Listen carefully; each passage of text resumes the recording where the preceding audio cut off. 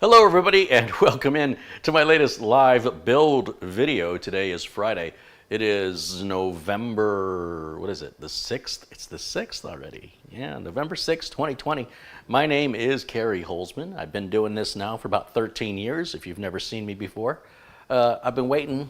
It's about time.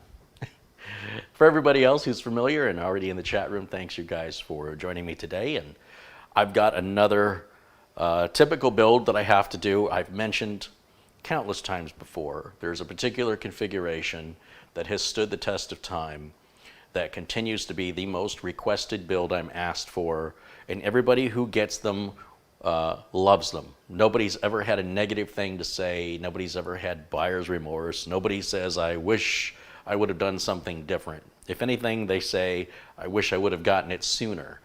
This is a build you can easily do even as a first-time builder.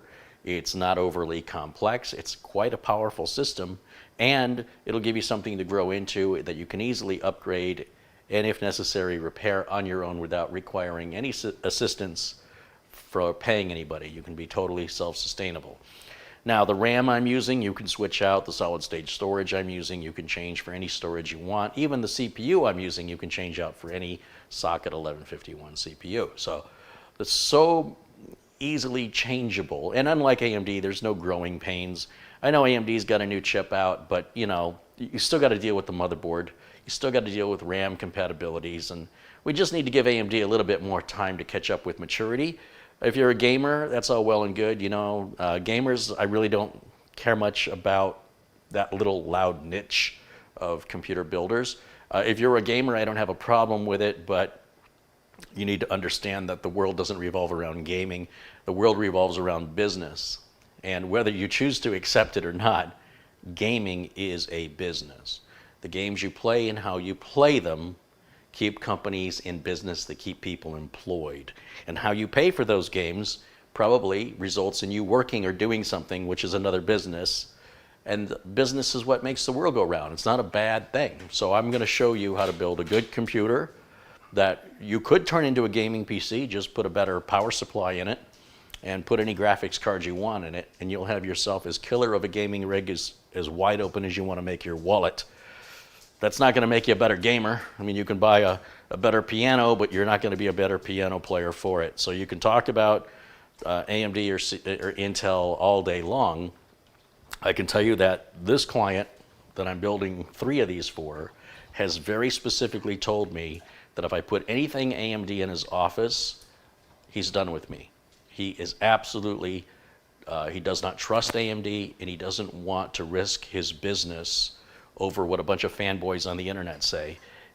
Intel has treated him and his business well with reliability and performance, and he wants to maintain that in order to continue the profit that he's making. He doesn't care if you call him a fanboy. He's a customer, and he's telling me what he wants, and it's my job to provide it. It is not my job to evangelize another manufacturer's brand or to twist his arm. There's nothing in it for me but frustration and arguing and losing a customer.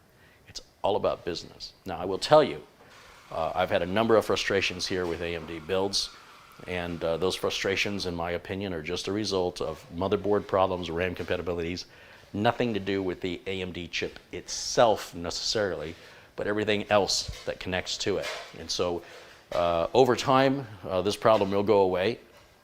AMD's latest 5000 series chips are obviously better than Intel's chips, and then when Intel comes out with their next chips, they'll be better than AMD's, and then when AMD comes out with theirs, then they'll be better than Intel, and this is the way that the power keeps going back and forth. So whatever the newest one is that's out will always best the previous technology. It's stupid that people write articles that this is news.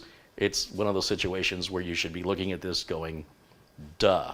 How can you compare a brand new chip to a 2-year-old or a 1-year-old chip? And then when Intel comes out with their, Rocket Lake or whatever it's called, then the power will be reversed. And then AMD will come out with theirs, and then it'll flip back again. And so everything is very temporary in tech. You can have the latest and greatest, but you're not going to have it very long. It's a very short-lived enjoyment to be on top before you get knocked down and replaced, and then it's not long before they're knocked down and replaced. It's a very fast-moving, fast-paced technology or business of technology. And so everything is temporary and of the moment. And so we can talk about what's hot right now at this very minute that I'm live. That will do you very little good when you're watching this video in the future, because all of that will change in as little as a year from now. Everything I've just said will change. When I said AMD is better than the Intel one, you watch. And a year from now, the Intel one will be better than the AMD. It's just how it goes. You can go back in history. You can just see this constant. It's just that AMD was asleep at the wheel for about 14 years. And so they weren't even part of the discussion. But prior than that, we're just back to where we were. It's the same thing over and over and over again. So if all you care about is today and you don't care about tomorrow, then I guess that's important to you. But for the rest of us, we want something practical, mature, reliable, and not finicky. And AMD will get there. Again, it's nothing to do with the AMD chips. It has to do with the AMD motherboards, their chipsets, and their RAM compatibility therein. And they will get there. This didn't happen with Intel overnight. And I'm not anti-AMD. But if all you're doing is looking at the chip as though it is a whole thing all on its own and doesn't require any other parts, then you're not seeing the full picture. Talking about the chip without talking about the motherboard and the RAM and the associated potential issues and compatibility problems is just you hearing what you want to hear. Don't let me get in the way of that. You have every right to just listen to what you want to hear. My customer doesn't want to hear anything about AMD. My customer's made it very clear to me. I don't want to hear about it. I don't want to see it. I don't want to talk about it. And I don't want it in my office. And don't ask me again. I mean, my customer is very, very direct. Don't ever bring this up again. So my customer says, when I order a computer from you, do not ask me if I want Intel or AMD. I'm always going to want Intel. And if there's ever a reason you can't provide that, you let me know and I'll find somebody else who can. All right? So, I mean, that's not word for word what he said, but that's essentially what he said. And he said, if I change my mind, I'll tell you. You won't have to ask me. I will let you know if I change my mind. Until then, you keep doing what you're doing because it's amazing. We love your work. These computers are fantastic. We've had no damage, no downtime, no repairs have been necessary, and I want to keep that moving because it's very good for my business. It's very understandable. It has nothing to do with wanting to be a pioneer, being an underdog, or paying less for the chip only to pay more for the maintenance or to have issues with some compatibility or who knows what, right? They don't want to open that door and find out. So that is the difference between gaming and business, but also understand gaming is a business. All right, so with that, today we're building with the Corsair 200R. Of course, it's an HD 370 HD3. We're going to use 32 gigs of RAM instead of 16 because 32 is kind of the new normal now. It's an Intel Core i7 9700K. These are cheaper than ever. It's a really good price now. Intel SSD. This is a 660p 1 terabyte drive, and 1 gigabyte, not 1 terabyte. It's 1 gigabyte. It's a 1 gigabyte drive, and these were just on sale at Newegg for like $90. It's a good deal. I don't know if they're still on sale or not. The Scythe Mugen 5 cooler, you know I always use these. They're always $48.99, but now they're like $46 and change. So they dropped the price about $1.30, $1.40 on Amazon, which they've never done before. And then we're going to power it with just a low-end EVGA. That's a 450-watt power supply. We'll be using onboard video that's built into the graphics card. Built into the CPU. This is an office. This is a lawyer's office where they do legal work. They have no interest in playing Among Us or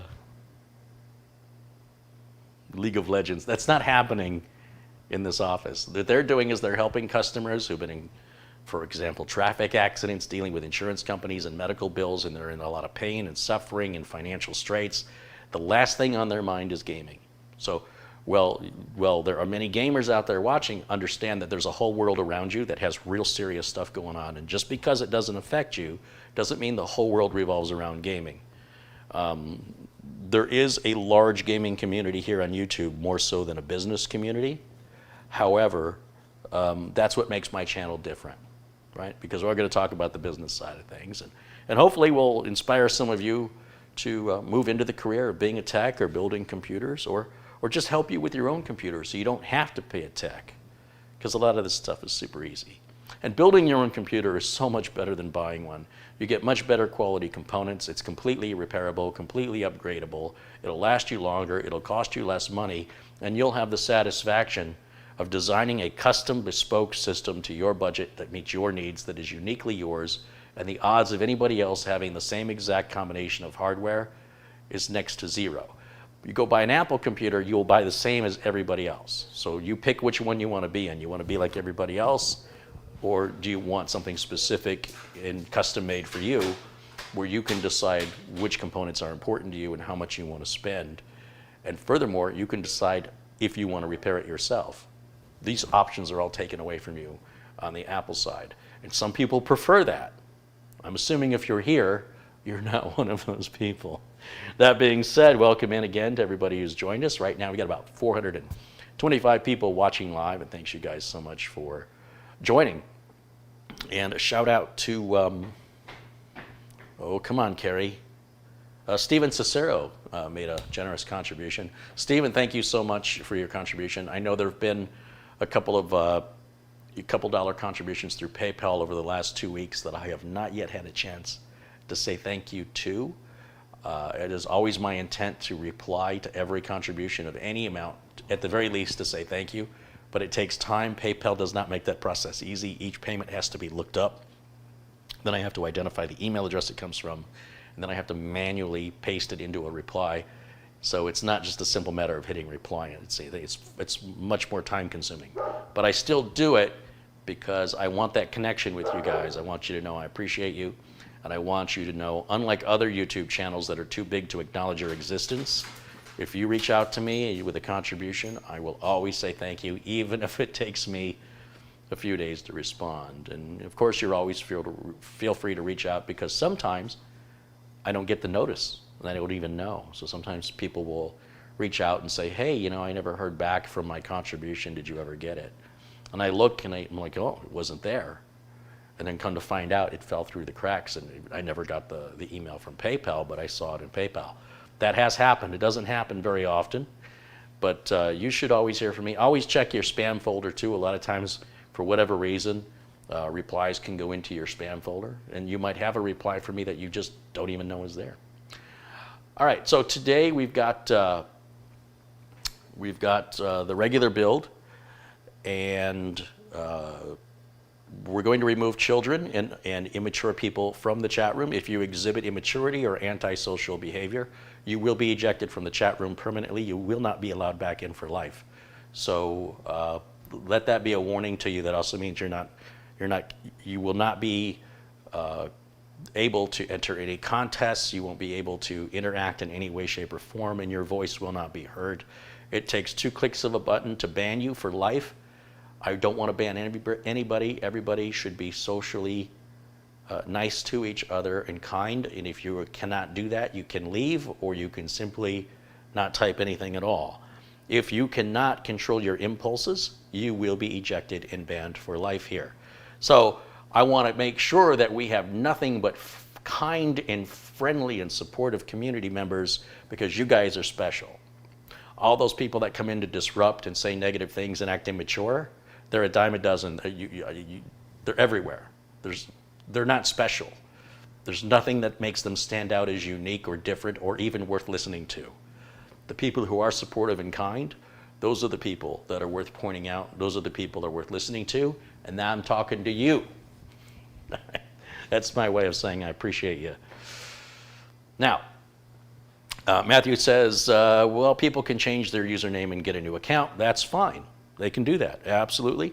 And when they want to come back in the chat room and exhibit mature social behavior, they're welcome to stay. But if they just repeat what they've done, then I'll just click. Believe me, my 2 clicks to ban them for life are a lot less effort than what they have to do to create another account. And they can create as many accounts as they want until they either give up or learn that it doesn't pay to be a jerk, because it's a lot of work on their side just to be banned again. But they're welcome to keep it up until they figure it out, and then come in here and be nice and maybe make some friends. Because maybe if they had some friends, they wouldn't be doing that to begin with. So everybody can have a second chance if they're willing, or a third or a fourth or a fifth or a sixth. I can't stop them from creating new accounts, but I can just keep banning the same person over and over and over. And either they're not going to ever get it, and we'll just keep going around in the same circles, or eventually they'll just keep their mouth shut, and then I won't even know they're there, or they'll actually try something different and be kind and say hello and be supportive. And then who knows, I can turn them blue, and they can feel like they're part of the community here instead of an outsider. And I think the reason they do that is they feel like they're an outsider. And so long as they do that, they're going to remain an outsider. It's up to them to choose if they want to be an outsider or not. I can't make that decision for them. So I want to get to today's build because this customer needs 3 of these, and they need them 2 weeks ago. I'm a little behind. Thanks, you guys. Thanks for all your kind words in the chat. I appreciate, as always, the people who are kind on the internet because they're so rare. And we have so many here in the chat room. This is probably the largest collection of nice people that exists on the internet in the world today in one place at the same time. Think about that. That's pretty darn cool. So I don't know what I want to do. I guess I could prep the case, or I can prep the motherboard. This customer is okay with me using the used motherboard from Amazon. He said that was okay as long as I warrantied it the same, which I am, and as long as I think it's good enough to put in his business. He trusts me to make that judgment call, and that if it does cause a problem, that I will prioritize the repair as an emergency, that I won't put it off, and I won't put another used board in it. So that's our deal. In exchange, he's going to get a little money off on the computer as well. Not much, I only save like 20 bucks. But I do believe all these boards are fine. I haven't had any issues yet. And the customer, look, if the customer cared, I just put a new one in. It doesn't matter to me which board I use. I don't have a dog in the race. So the customer wants to save a few bucks, I'll save them a few bucks. If they want to pay full price, then they can pay full price. If the end result is the same, well, the customer's trusting my judgment on that. So to prep the case, we're going to obviously have to remove these side panels first and foremost. Now, the parts list is down below the video notes, and you'll see the video notes because underneath the video there's a little down arrow, or it says show more. And if you're watching on a TV or a tablet, you just have to use your TV remote to hit the down arrows, and it usually will expose that. Don't be afraid to experiment with the buttons on your remote control if you're watching YouTube on a TV, because there are features that you don't even know more than likely you've got, like turning on closed captioning and things, that are not obvious, and you have to play with the remote in order to figure out how to get to them on a TV, but they are there.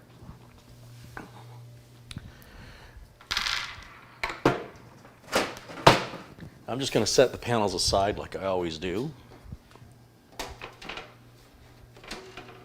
I should always put this panel off first because the other panel is the one that goes on first when I'm done. This one's always easy to put on. Depending on the cable management, the other side could be a little tight to put on. So when I set them down here, I should put them down the other order. But I have a routine, I have a habit that I just can't seem to break. So here's our little box of components here for all the screws and hardware we're going to need to mount all of the components inside of the case. Every case is different. Each model of case, even from the same manufacturer, has different capacities and different features. So it's up to the case manufacturer to provide you any screws or other hardware items that you need for mounting any hardware. One of the things I like about the 200R is there's no hard drive rails. Customers lose them, they break, they're a pain in the butt, it takes longer to build, longer to upgrade, longer to repair, and it's completely unnecessary, as Corsair demonstrates with this design for both 2.5-inch and 3.5-inch drives. Why that's not a standard and why people are not shaming companies that are still using hard drive sleds or trays or rails is beyond me. Those companies should be shamed. We should invite them all to join us to 2007 and use the technology of 2007 instead of using the technology of 1987.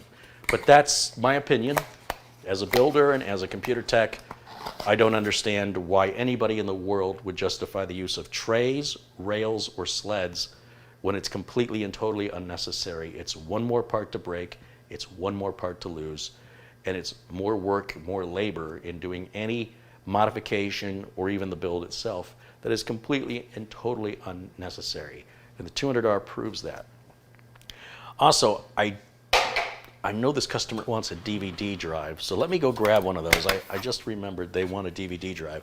So I will grab a DVD drive. Once again, this is a lawyer's office, and their clients and other attorneys are going to often send them critical files about a court case that they don't want distributed online for security reasons. They are not computer experts, and they don't really understand encryption, and there's a lot of fear. So a lot of times they will just burn a CD or a DVD and put it in the mail and FedEx it overnight, and that way they know that it wasn't intercepted in the mail. Remember, this is critical lawsuit information that can determine an outcome of a case, and they don't want it falling into the hands of the wrong people. So this is very serious stuff. And if you ever find yourself involved in a lawsuit, maybe you're not suing somebody, but maybe somebody rear ends your vehicle and causes you severe injury, you'll understand the depth of what I'm talking about. But if it doesn't affect you, a lot of times there's no sympathy or empathy. People just refuse to understand the critical nature of why something like a stupid DVD player is still being used, because they're so simple-minded. So understand the needs of other people are not necessarily ridiculous or preposterous simply because you refuse to accept that there are legitimate purposes for technology that doesn't apply to you. And this is something you're going to find on the internet a lot of. So just be aware of that when you're looking at other YouTube channels or you're reading articles online. There are things that people think are okay and acceptable that in business are absolutely not, and then the vice versa is true. So I'm here as a real working technician to help you identify that and draw that line of distinction so you can make the best decision that's right for you. All right? If you want to. Like, I can't control if you do or you don't, but I can at least give you the info. What you do with it, that's out of my hands. Now this power supply, this is just a 450 watt bronze. These computers, they don't use much power these days, and we're not putting a graphics card in here. We're running off onboard video. So the amount of power this whole system is going to use is probably going to be around 200 watts peak. So this is way more power than we actually need, but that means it's going to run nice and cool, and it's going to be a good, reliable power supply coming from EVGA. They have good support, and I've only had about 2 EVGA power supplies give me grief so far, and EVGA has replaced both of them with no problem. Do understand that we are amidst the pandemic, so any sort of returns or customer service is going to be slower than it normally is. People are working remotely and they don't have all of the facilities available to them that they used to, and also inventories are low and they might be out of stock in some things and you might have to wait, or they might upgrade you to a better component just to expedite it. A good company will do that, and EVGA is a good company. Now, the warranty on these are cheap power supplies, so the warranty's, I think, maybe just a year or 2, I don't remember, but they do sell more expensive power supplies that have warranties going as far as 10 or 12 years. The more you spend, the more you get. So don't expect to get a 12-year power supply at a 2-year power supply price. And of course, I'm not referring to the life of the power supply, but the warranty. That warranty gives you peace of mind. Some people are gamblers, some people are not gamblers. People that run a business are typically not gamblers, but it's not always the case. My customers, the ones that I maintain, none of them are gamblers. My customers want peace of mind, and the difference in the amount of money they save for peace of mind versus gambling, because we're not buying 1,000 computers, saving or spending 20 or 30 or 40 extra dollars for name brand components isn't a budget buster. Now again, if they were building, even 100 computers at $40 more per unit, that would add up. However, if we were buying that much, we could probably get a discount in quantity and still make it worth doing. Now, this power supply is not modular. Again, it's one of the cheapest power supplies that EVGA offers. It does have the bronze rating, which means it's 80 plus and power efficient. Now, that's important because we know not only is it good for the environment, not only will it cost less in electricity, but it's built of better components just to reach that efficiency rating, which by default makes it a more reliable power supply. I will not buy, use, or recommend any power supply from any manufacturer that does not have a does not have an 80 plus rating.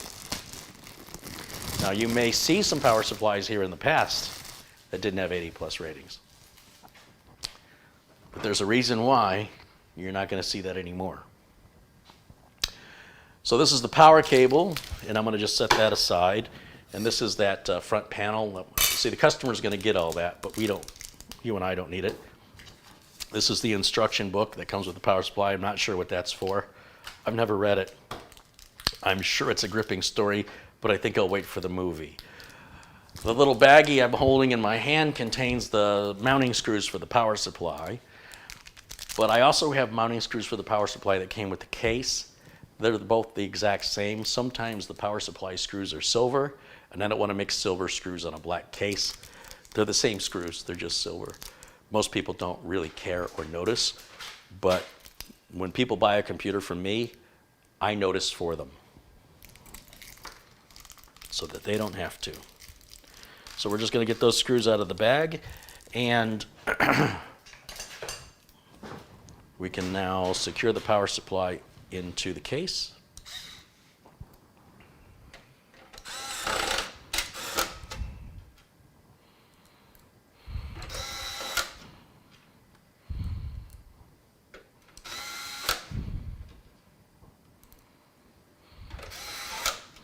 And that's done.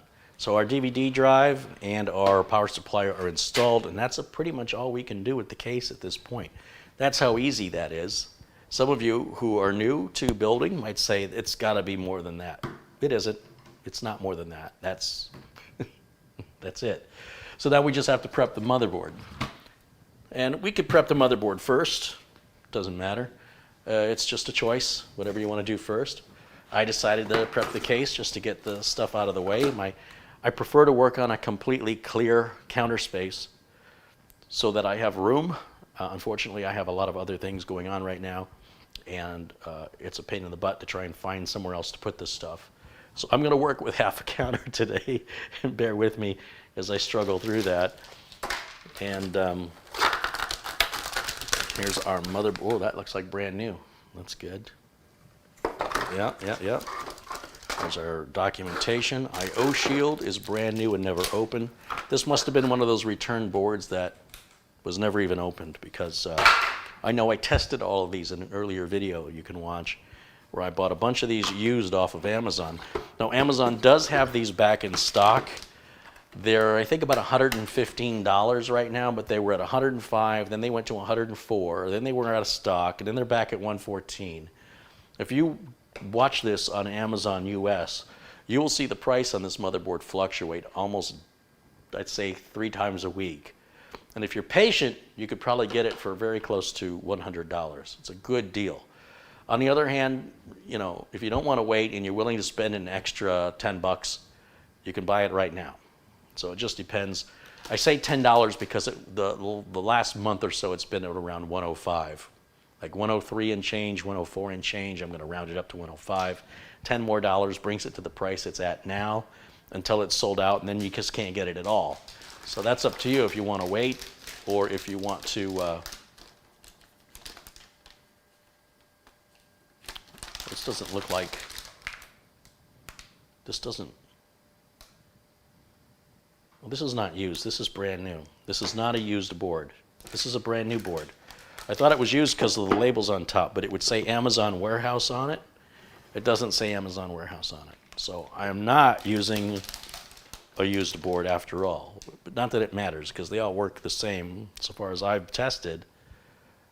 but I have to let my customer know that. They're fine with it either way. So they're only saving $20 going to a used board. And they said they left it to my judgment. So since that's what I grabbed, that's my judgment call for that reason. Yeah, I don't know why Amazon did that. What this tells you is that Amazon shipped this to my door without a box. They literally shipped it. They put an address label on the motherboard box and left it at my front door. That's not normally the way Amazon does business. Normally, this would be in another box. So that is very unusual. And that's why I thought it was used. I thought that, well, anyway, I just explained it. Okay, folks in the chat room, good to see everybody there. And just take a quick minute to say hello.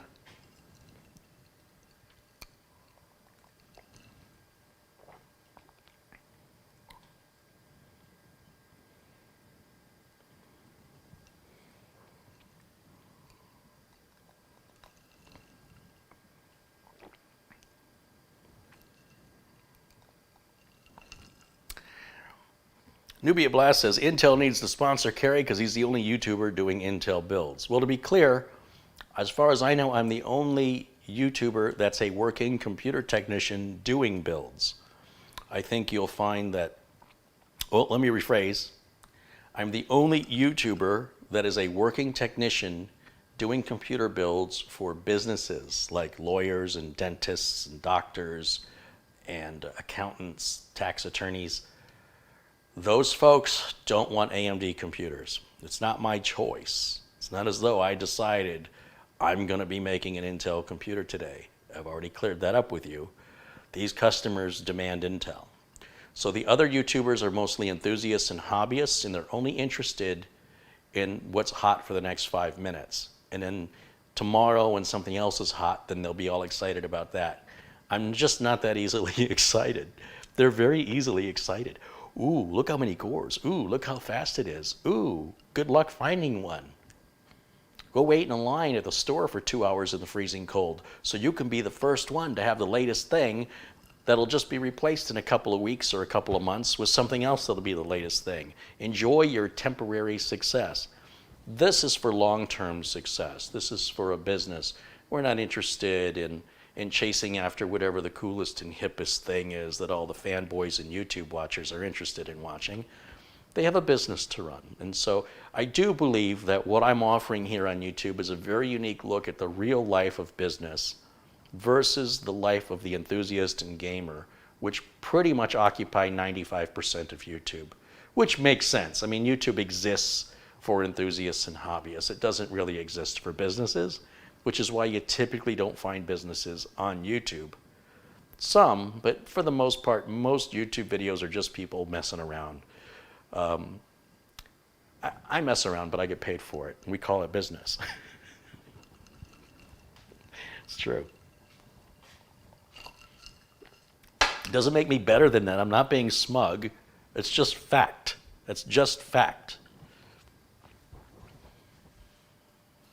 You guys will get all excited about a game, and all you want to talk about is Fortnite. Then all you want to talk about is Among Us. And then all you want to talk about is Cyberpunk 2077. And then there's no discussion of this stuff. It's like it never happened in 3 or 4 months. It's just you've all moved on. And then all those videos that all those people created have absolutely no legs to them. Nobody's interested in watching them after 4 months. They're completely passé. They're just totally uninteresting. They're just of the moment right now. Strike it hard and move on. Why those videos remain in a library for anybody to watch is beyond me. I'm trying to make educational videos that people can learn from, not only now, but long after I'm dead. I'm hoping my videos have deeper meaning and are not just of the moment. So I try not to make my videos very specific to a specific Windows update. I do cover those, don't get me wrong, because they're important, like the big updates. But at the same time, they're of very little help for me to show you how to install Windows update to 2004. It doesn't help anybody. or it helps very few people. Showing you how to install 20H2 is more helpful. And in 6 months, it won't be helpful anymore. So that's in my mind when I'm making a video, is how do I keep my video relevant for people to be interested in it in 2 or 3 years? Saying, hey, look how amazing this processor is. It makes you yawn because that processor's old and you wouldn't want it if somebody offered it to you for free, isn't a video people are going to be interested in a few months. So, well, I appreciate the time and effort some of these YouTube creators go into talking about of the moment. Their videos, when they do that, just don't stand the test of time. So you have to constantly be making new content to keep talking about today. And going back and looking at their older content, when they're talking about, you know, the new Intel or the new AMD Ryzen 1, is sort of like, okay, I don't want to watch that. That's old news. It's obsolete. It's a story that's been told. Let's move on. But teaching people, there's always new people interested every day, and there's always an opportunity to learn. And I hope to just steer my videos more towards education than of cultural momentum that occurs in the moment. But that's my choice. It's not right. It's not wrong. It's just a different vector or a different approach that I wish to use my YouTube channel for. So you will find most YouTube channels are not having the same perspective that I do. And that's done with intention. It's not because I don't agree with what they're doing. It's because I don't want to do what other people are doing. It's that simple. If everybody's doing what I'm doing, I'll change what I'm doing.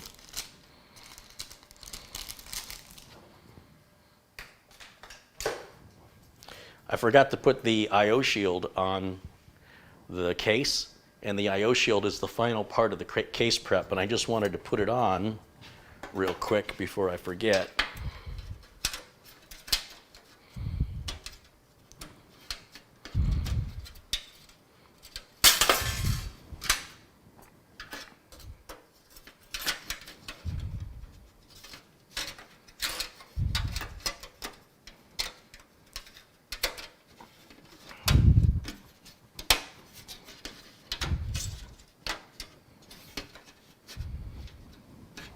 There we go. Butamus. Now, let's see. What do we have in the chat room?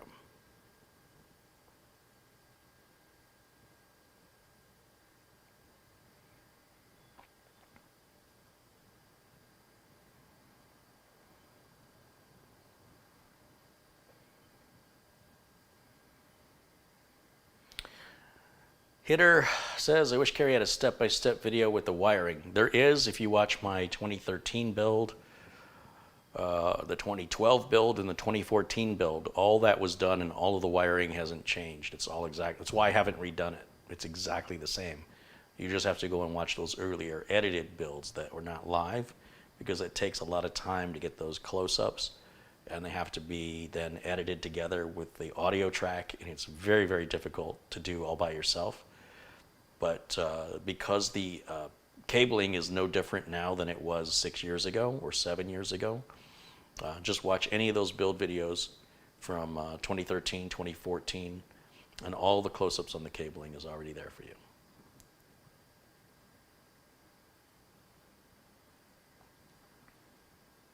A to Z Tech says, I come back to your videos all the time for the exact reason I've learned as much from you. That's cool. I appreciate that. I can't make people learn. I can just give them the information. If they choose to dismiss it, that's their choice. But it is offered for free. It's offered for free. So if they don't like it, I suppose they could demand a refund. Let's see here. Computer Lens says, my Corsair 100R is doing wonderful with this build. Nice. Carrie, you should do another pre-made to custom build video. That was hilarious. Yeah, in my spare time. There's Steven Cicero. Hey, Steven, thank you again for your contribution. He says, it looks like part prices have gone up since you purchased them. I'm coming up with $772.35. Yeah, we go back to, when we make the videos, I don't like to mention prices, and this is why. Sometimes people leave comments saying, hey, the price changed. And they don't realize their comment's going to be etched in stone forever. Somebody's going to read that comment 3 years from now and say, you can't even get these parts. They're not even for sale. What are they talking about? Everybody's always thinking about right now, but YouTube is a place that lasts in eternity. It's in perpetuity. So whenever you post something, it stays up forever. Whether it's a video or a comment, it's not just about what's happening right now. It's about what people are going to read and see in the future. And I don't know that people really think that through. But you can go back, if you don't believe me, go back to some of the oldest YouTube videos and go read through the comments. And you may have no reference point to whatever they're discussing. It could be a TV show that was canceled years ago that wasn't even around when you were alive.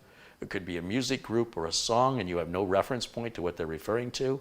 Or it could be about a product or a service that nobody uses anymore.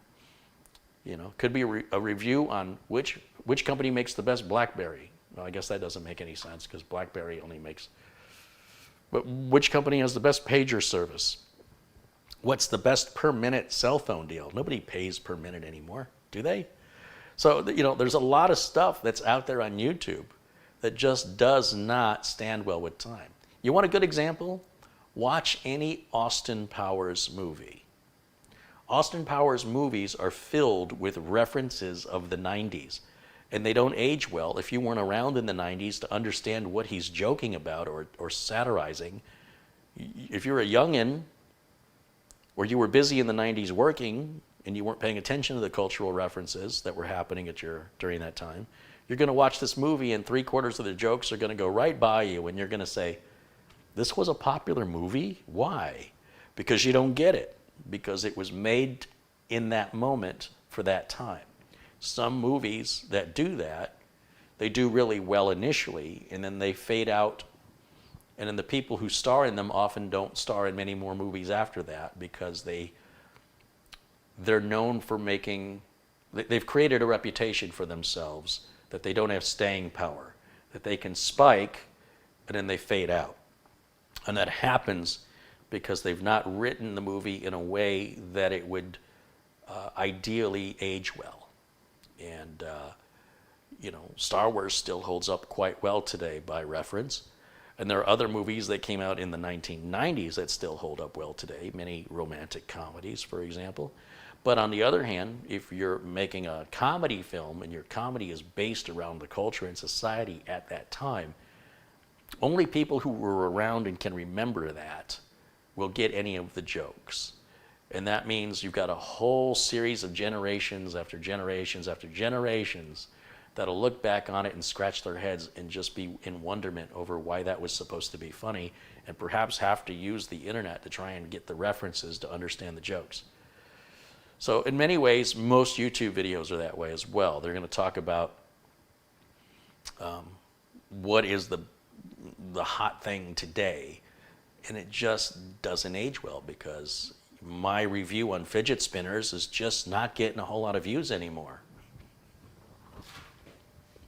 I don't know why. It's just an observation, something to think about. So when you try and teach people, like when I work with Subaru Mike and we disassemble and reassemble a motor, an engine out of a Subaru, that's the same process on a Subaru motor from the year that we're working on, right? Or several years typically. So if somebody's restoring a Subaru in 50 years from now, they can refer to that video and it's exactly, the instructions are exactly perfect. On the other hand, most engines don't change that much over time for manufacturers. So even in the future with a different model of engine, 90% of that video will still be dead on accurate and helpful. So those videos have longer legs. They have the ability to be more relevant for a longer period of time versus technology videos, which in and of themselves, showing you how to tweak Windows XP is not very beneficial to you now. It shouldn't be. I hope it isn't. But it doesn't mean you don't do it. It just means you don't want to spend your whole channel. The Windows XP tweaking channel is just not a good channel name. Sort of like a tattoo that says Milli Vanilli Rocks. So you know that's a reference many of you won't get. And that's why it's a bad tattoo idea.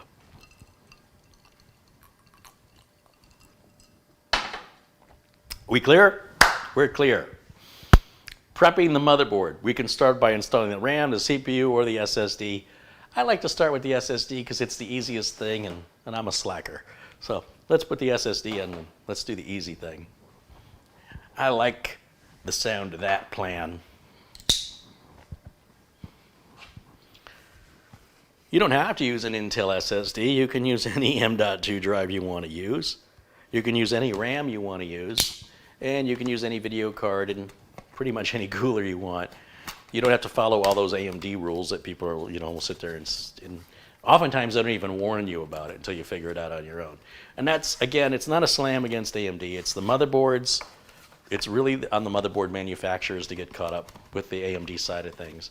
AMD has done a really good job with their chips, but AMD doesn't make the motherboards and AMD doesn't make the RAM. And because of that, well, you just got to give companies time to mature that technology. And when they do, you'll be seeing a lot more AMD builds here, I promise you. Now, this Intel SSD comes in a little cardboard container here. And I've yet to see one of these fail. Solid state drives, they never require defragmenting. And furthermore, I've seen one solid state drive failure in 7 years, which I exposed here. And it was not an M.2. It was a 2.5-inch solid state drive that was, I think it was about 6 months old. So it didn't last very long. But in all the years I've been doing this, I've only seen one bad one. Hard drives are much more fallible. They're more commonly, for computers with hard drives, far more common to have a hard drive failure because it's a moving part. Anything with a moving part, that part's going to fail. This is solid state. It got no moving parts. That's what solid state means. And as a result, the failure rate is far reduced. Doesn't mean it can't fail. It just means it's less likely.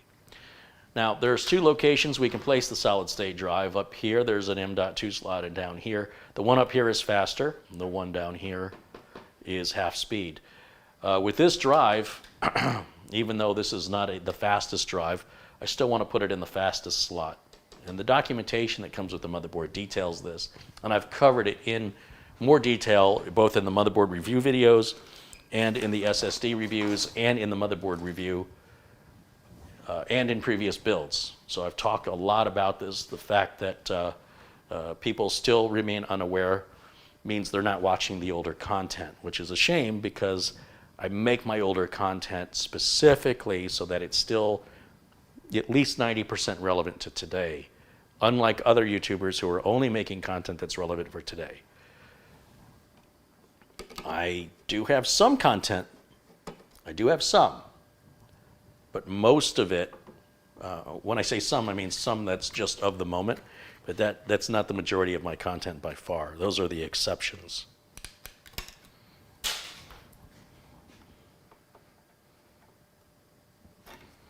I'm trying to figure out how I can show this to you here. We want to put this in here. This is going to make me get my glasses? No. I feel like it's not sitting all the way in. I guess that's right. I guess that's okay. I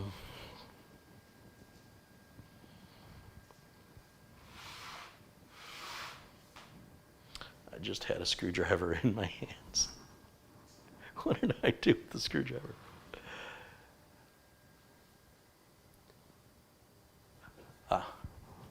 I've hidden the screwdriver on the other side of the box. You rascally little devil. So I'm going to just put that screw right back down there. And now we've mounted 1 terabyte of solid state fast storage. That's, again, it's that easy. You can build your own computer. And as long as you don't make it too difficult and overly complex, you will succeed the first time. I don't recommend you try and build a rocket ship as your first build. Build something moderate, easy to moderate. This is an easy machine that has moderate power. And then after you succeed and you've gained confidence and a little experience, if you then want to build something a little more complex with liquid cooling and other RGB and cabling, That's the order I recommend. I don't think you should just immediately jump to the most difficult thing unless you enjoy frustration and enjoy having a lot of anxiety over whether you just spent all this extra money and wasted it. Everything can always be repaired, but it just depends on whether or not you bit off more than you can chew as to what it's going to cost to get it done for you or to get your help. So start off by, having a reasonable build that a beginner could easily do, just like this one. And this should satisfy you better than any computer you've ever used in your life, honestly. And if it's not good enough for you, and now you're sort of fueled up with the, you're amped up because you had such a good success rate, and now you want to build something flashy, and you want to build something that's just over the top powerful, well, congratulations. I'm glad you got there. You can continue without me. That means you've graduated and you can move on. Don't stick around here thinking I'm going to be covering all that stuff. Businesses don't order that stuff. That's just hobbyist level stuff. And when you get yourself in trouble, then you're on your own, at least as far as I'm concerned, in getting it resolved, because that's part of what you decided, going against my advice. So, alternately, I do build computers for people. However, right now, some parts are very difficult to get, and I have a backlog right now, so I'm not taking on any new computer builds. But what I will do is I will have some computers I've built here for the channel that I'll offer for sale at cost for anybody who wants to buy them. And that'll be the way you can get a PC from me in the meantime. And I'll let you know when those become available. There are currently none ready for sale at this time, but I will have about 5 of them when time permits. My customers always have to come first, and then the builds I do just on the side for fun, those have a lower priority. And I realize that some of my builds, like I've got one I started in October of 2018, that I would have a hard time selling because even though it's only been powered on one time, it's never been finished. And what I paid for it, I will not be able to sell it for because it's over 2 years old and those parts have depreciated.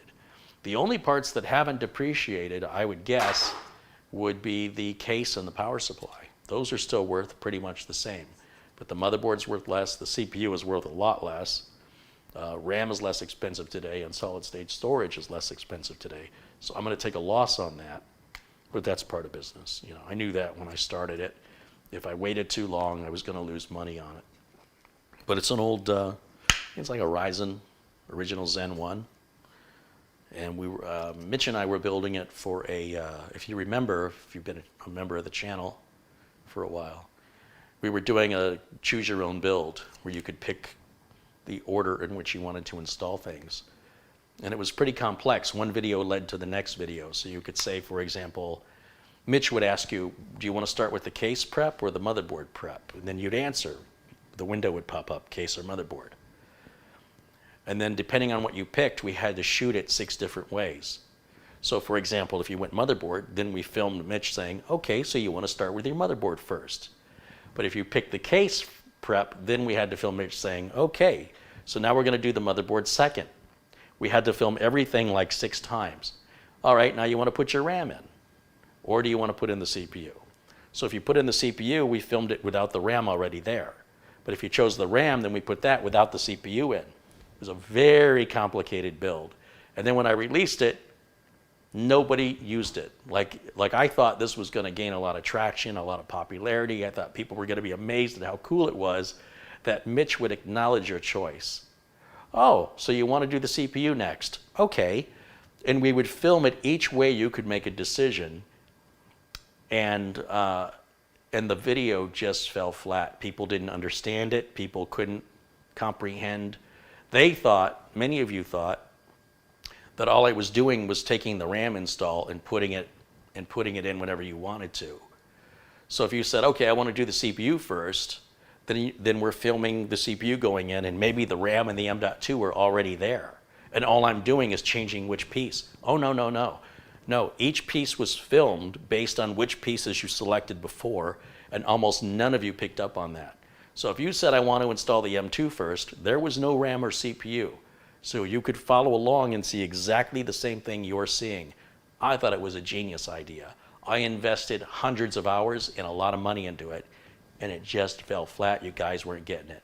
And I said, well, you know, if the audience doesn't get it, Mitch, we might as well just fill each piece individually and just let them pick which piece they want to watch, regardless of what was done previously, because they don't seem to notice or care. And it made me really sad, because I thought, man, nobody's ever done this. This is going to be amazing. And I'd say none of you noticed it. You didn't notice that depending on what you selected, Mitch acknowledged it. He said, okay, you want to do the RAM last. Oh, you want to do the RAM first. Oh, you want to do the RAM second. Depending on what you decided, we filmed it that way. And nothing on the board was there if you didn't already select it. And very few of you got it. And I was sad, and therefore lost all motivation to complete it, and so it sits unfinished today. You know how much work that was? Mitch will tell you. It was a lot of work. In fact, we started it by saying, do you want to build an Intel system or an AMD system? So now we had to film everything 12 times. And I'm pretty sure Mitch was ready to kill me. Because I took something that was supposed to just be a build video, and I said, wait, I have an idea. And then I made it 6 times more complex. And then I said, well, we should do it for Intel or AMD. And then I multiplied that by another 6 times. And then I think Mitch is like, he didn't say anything because Mitch is a good guy. But he had to be thinking, I didn't sign up for this. So I ended up, because of the delays and the complexity, it started to confuse myself in the editing. Like, okay, wait a minute, where was I? And then I said, okay, I got to pick Intel or AMD. Let's just dump half of this project right now.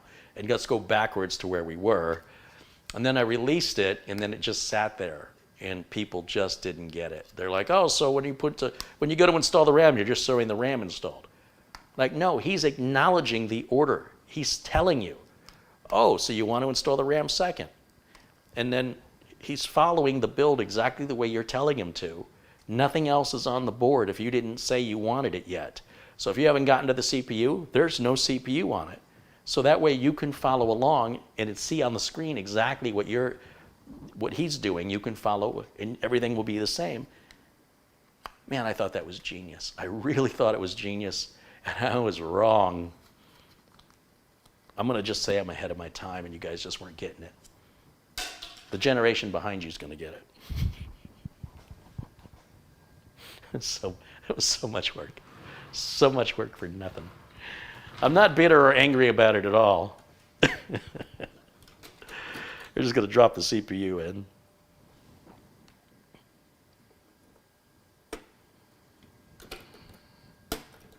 You got to feel bad for Mitch on that one. Feel bad for me. I've spent a lot of hours and a lot of money, and that computer still sits unfinished because I'm just depressed every time I look at it. That was like the best idea I ever had. But apparently I was the only one who thought so.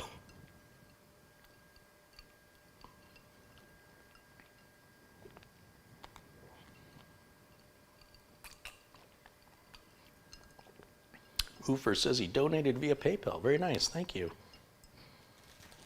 Stephen Bernstein joins us. Hey, Stephen, how are you?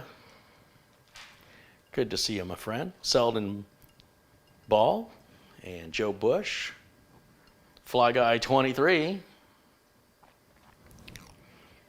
Fly Guy says, did you get the small Amazon gift card I sent last evening? As far as I know, I've always sent thank yous. When you send an Amazon gift card, I don't get your email address.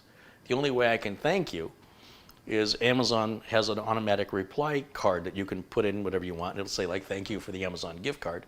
And then Amazon sends the email to you. So maybe it went into your spam filter. Not sure what your name in real life is. So I can't remember if it came from you or somebody else. What kind of IT work did you do today before going live? I've got a customer who has a real strange problem that started happening. We've got a Synology NAS, and we've mapped a drive letter to it. And it works great, except if the computer sits a while, and this is a computer, again, that's left on 24/7. When you go to click on the mapped drive letter, it says the resource is unavailable, or the resource is already being used. So I think, okay, I'll go to / and then type the name of the NAS in, right? So / server, enter, should take me right to there. It says, no, not available. Ping server, can't ping it. But everybody else in the office can ping it. There's nothing wrong with it. You restart the computer, and it connects back to the mapped drive letter in the NAS without a problem. And this is a computer they bought without consulting me.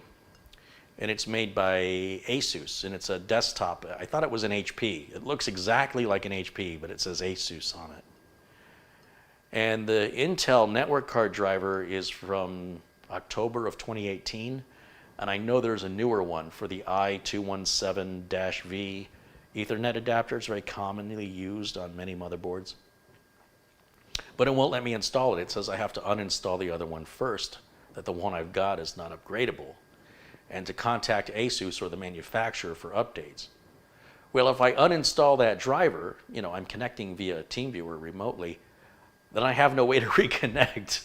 So it's something that has to be done in person. So instead, I was working on tweaking, like I ran Uncle Kerry's netfix tool, reset the WinSock, reset the firewall, reset all the networking services, and then just verified there were no USB drives or anything that were grabbing the drive letter. But it's drive letter Z, and they're only up to drive letter E. So there's nothing that would work itself that far down the alphabet. And this is a problem that started after upgrading to 20H2. And I don't know if that's related. Sometimes problems happen that is a coincidence.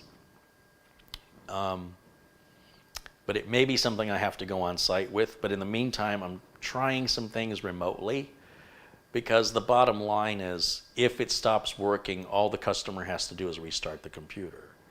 It's just they're accustomed to leaving it on and restarting it like once a week, another having to restart it like once a day.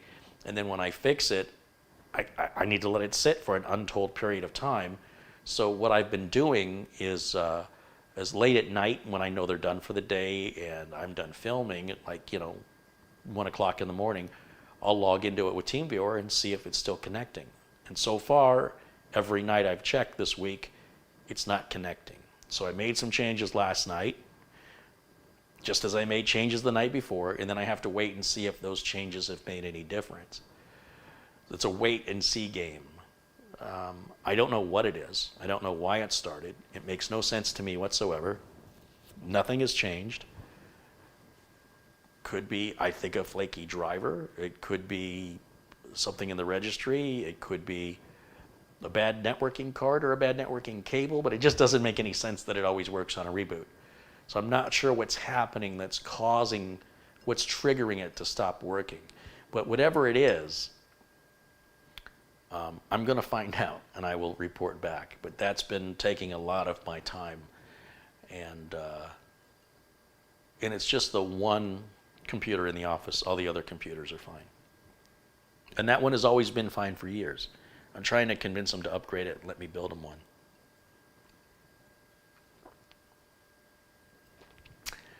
It is WinRE Tools. I don't know what WinRE Tools are. I do recall there being a partition on the drive called WinRE Tools, whatever that is. Because I was looking at the disk management, because I was looking to see what drive letters were in use.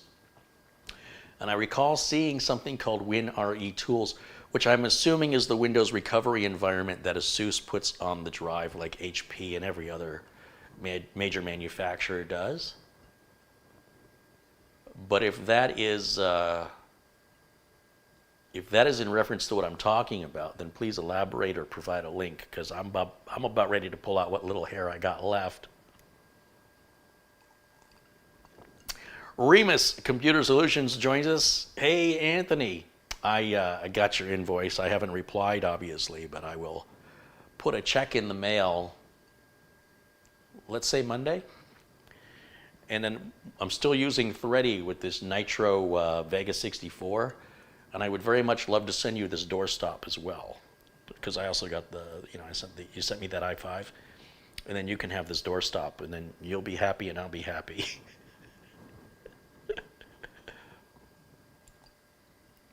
He says he's not even worried. Well, I just wanted to acknowledge it. I don't like it when, it's like if I send somebody some money, it's nice for them to say, thank you, I got it. You know what I mean? So anyway, I got your invoice. Thank you for sending it. And the check is in the mail Monday. I will do what I can to get it Monday. You can use the heater. Yeah, the Vega 64 should keep you warm in the wintertime. Like, I can't speak for the electric bill, but...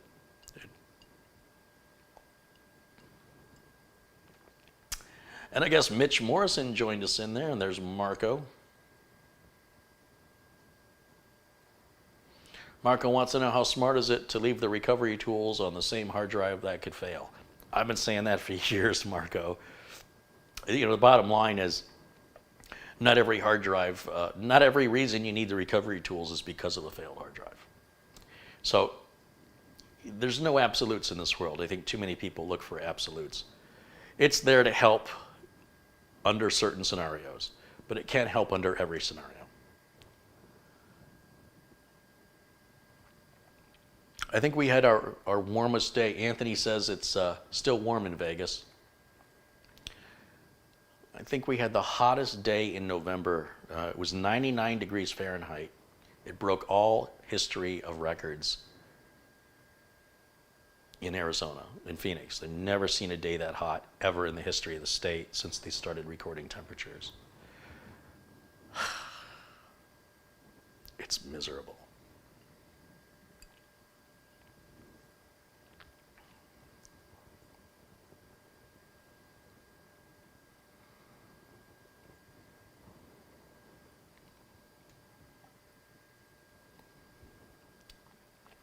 All right, maybe I should get some more work done. I just want to talk to you guys for a minute. I like to take a little break from the work and just kind of hang out a little bit.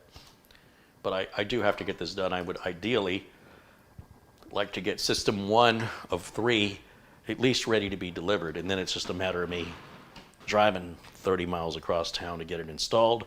And then I have all the fun of getting it configured for their printers, their network drive, and their software.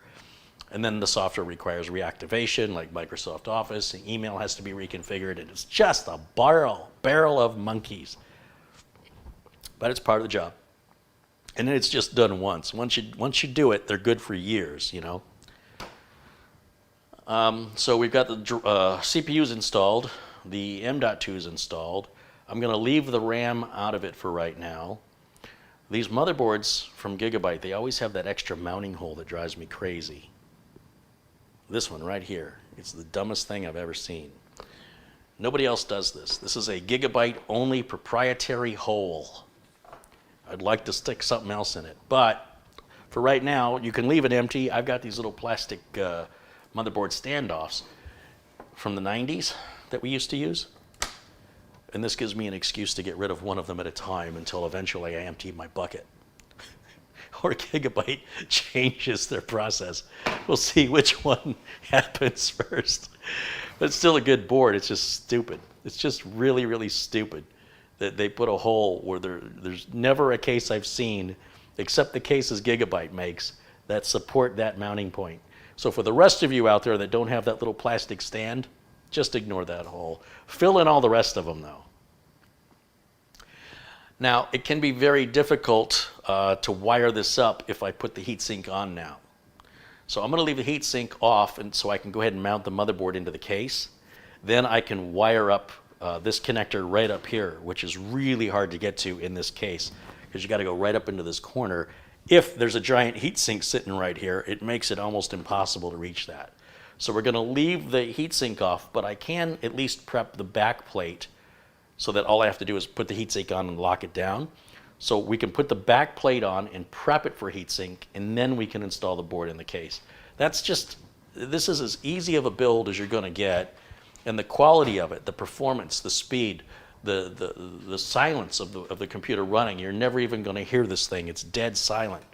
It'll be faster than anything you've ever used before, and it'll cost you a fraction of the price of what something equivalent from one of the big name manufacturers would sell you pre-built.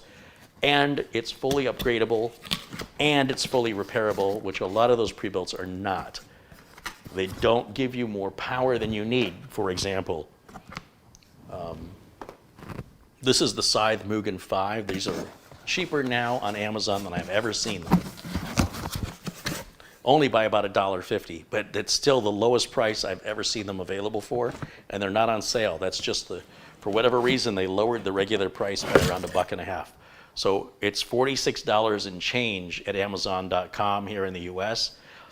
And if you use any of my Amazon links in the video notes below this video, I make a small commission. You don't pay anything any different. It's always the same for you. The only difference is whether or not I make a commission. And you can show your support if you're shopping in Amazon for anything. Just use one of my links in any of my videos that takes you to Amazon, even if it's a specific product it's taking you to. And when you're in Amazon, you can search inside of Amazon to buy anything you want, and I'll get a commission from that because it was my link that took you to Amazon. That's what it's based on. And it's a great way to show support for the channel. And well, I don't make a lot of money from Amazon. If everybody who watches me did that, I would make a lot of money from Amazon. You know, so there is that. I'm going to set these two items up here, the heatsink and the fan for the cooler, because I want to get the cooler back plate mounted and get the board ready to install.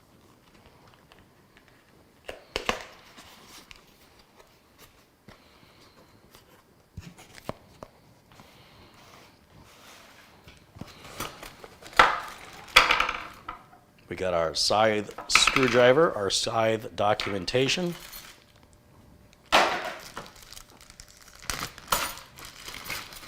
This is the back plate we need for an Intel build. The thermal compound we're going to need later. We got our fan brackets. We need 2 of these. The other 2 are for an optional fan, to have a fan on each side of the heatsink for even better cooling.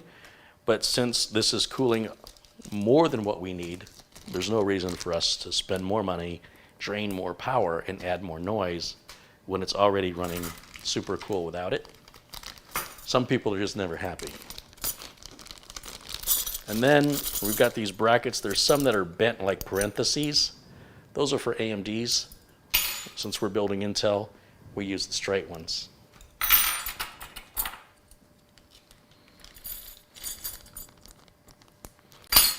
And then in this bag, we've got the little rubber pads for, again, adding a second fan so the fan doesn't sit up against the heatsink and vibrate and make noise. These rubber pads help keep it silent.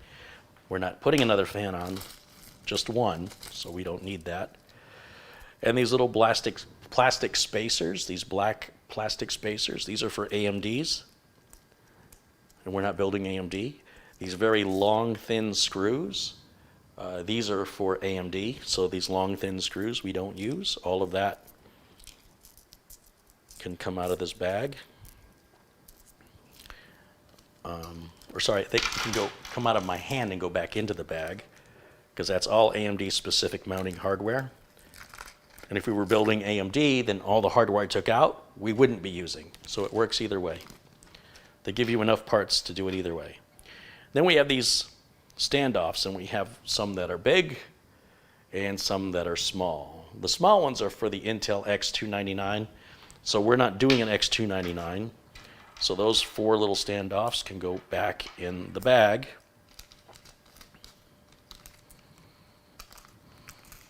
As can these little rubber pads for a spare fan that we're not using. So this and this can go back in the bag, as well as the additional fan hangers. We will not be using any of these parts unless we wanted to add a second fan, or if we were switching to an AMD or an X299 build. That's why we hold on to these, in case later on we want to move the cooler to a future build, Or maybe we upgrade the cooler to something else and we give this to a friend and they've got an AMD. As long as you keep all the brackets and parts and screws, they'll be able to use it. If you throw them away, well, you know, your choice. This bracket has little rubberized corners on one side of it. The other side's bare metal. Never put the bare metal side to the back of the motherboard.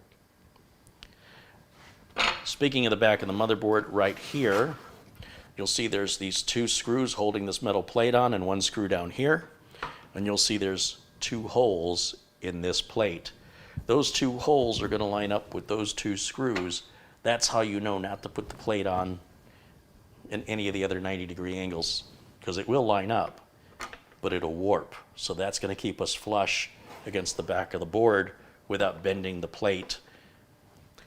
And then all we have to do is grab a couple of these standoffs, and we're going to go into one of the corners and start to secure that back plate down. Don't turn them too much. Just give them a couple of turns to get it started, because you want to make sure you're going through the right mounting hole. That back plate has 3 holes in each corner, depending on if you're using Intel or AMD. And we want to be in the middle hole, which I got right by luck on that first one. And then when I do the opposite corner, again, we'll make sure that I see that the screw is coming into the middle of the 3 holes. And then by default, the 2 remaining ones are lined up whether I like it or not, because it won't move sideways anymore because I put a screw in each corner. That's why I don't put a screw next to each other, or the thing could still wiggle around. So now I can put these in blindly and I know they're going into the right holes. So you don't have to do it that way. It's just if you want to do it the easy way.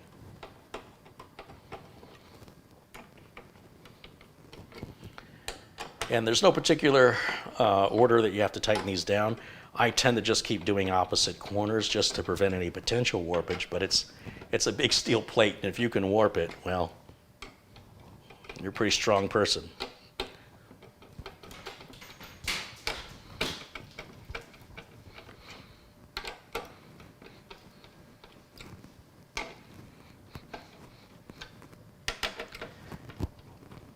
Now what these standoffs do is they're going to hold the brackets on that the cooler is going to mount to.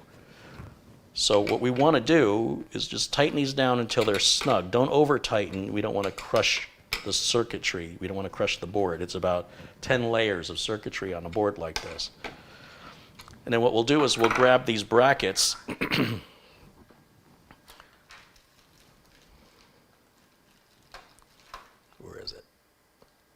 We're going to grab these brackets, and you place the bracket, you know that lever I lifted up to put the CPU in? Well, that bracket goes right over that lever in that direction. And you see how there's a cutout right here? That's kind of indicating to you that the CPU, that this part faces the CPU. And then you'll see it's also raised. That raised part goes over some capacitors that are sitting, where are they? Right here. So that part is raised to clear it. If you turn this upside down, it's going to hit those capacitors. So it's going to be raised and facing that direction. And then these 4 screws that were in the bag, they look like this. We're going to use the 4 screws, one for each side of the bracket. So we'll do this side of the bracket with 1 screw, and do this side of the bracket with 1 screw. Notice I'm not tightening the screws down, so I can wiggle the bracket around to get it to line up. And then once it's lined up, I can go ahead and tighten the screws all the way down. These screws will come to a dead stop, so you don't have to worry about over tightening. It's not possible. And then we're going to do the same thing on the opposite side. And again, I'm using the magnetized, included for at no additional charge, screwdriver that Scythe gives you with the Mugen 5. We just want to get that one started, and then we're going to get this one started. Once they're started and aligned, then they can be tightened down. And that's all there is to prepping that cooler for installation. Now, if I bring this up and show you, you're going to see that those brackets have a hole in the middle, right there, and that's what the cooler is going to screw down onto. So just one on one side, one on the other, and your cooler's on. Super easy.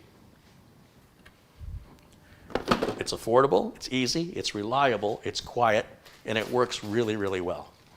What more do you want? You want it to cook your dinner? You want it to make your bed? Do you want it to tell you how wonderful you are?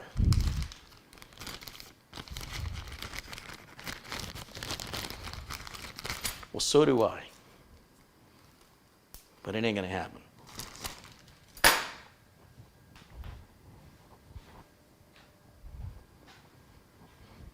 And you get a free screwdriver.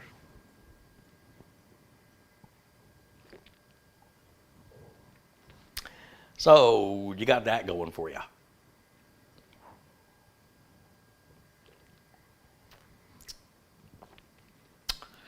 Some people are fascinated by my t-shirt today.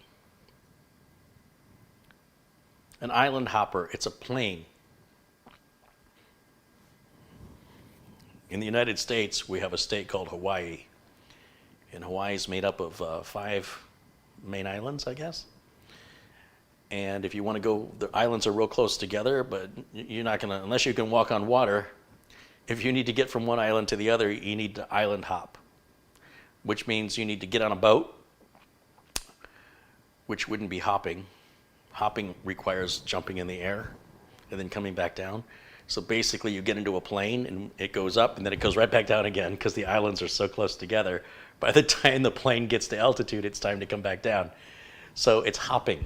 It's island hopping from one island to the next. Hawaii, it's a state. Look it up.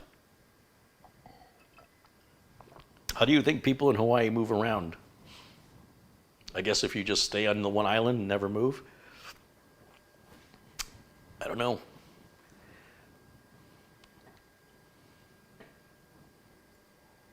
I thought it was obvious, but... Daniel wants to know if he missed the pups' dinner time. No, I fed them before I started today. I started a little after 5. Michael Dane says, I'm getting ready to do my new personal build. It's an i7-10700K CPU with a Scythe cooler, Gigabyte AORS master board, 32 gigs of Guile memory, an ADATA 2 gig NVMe drive with an EVGA 750 watt power supply and a 2080 video card from EVGA. That's a good build, but I thought, Michael, I thought you'd be going something even bigger. I thought you'd at least be doing a 10900 with a 3080 with 64 gigs of RAM.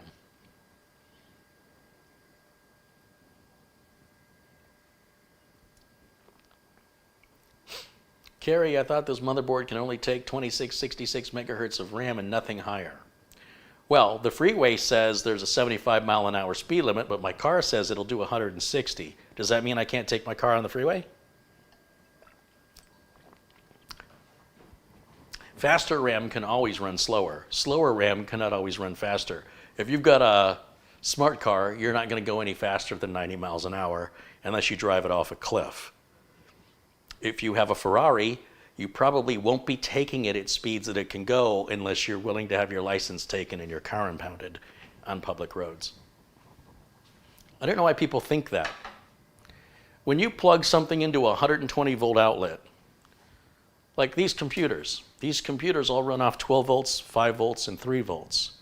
But you're plugging it into a wall that provides 120 volts. How does that work? You see that stove behind me? That's capable of putting out about 10,000 BTUs. That doesn't mean I have to. Actually, I don't know what the BTUs are. But the point is, it can get really, really hot. Teflon, for example, on a pan, once it exceeds 500 degrees Fahrenheit, the Teflon starts to break down and it gets into your food. So if you turn the fire on high and you're a cook, you're somebody who, that's the way you learn to cook, is to just turn the fire on high.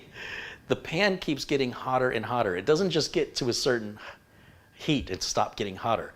It will continue to get hotter and hotter and hotter and hotter and hotter and hotter and hotter until you turn the fire down.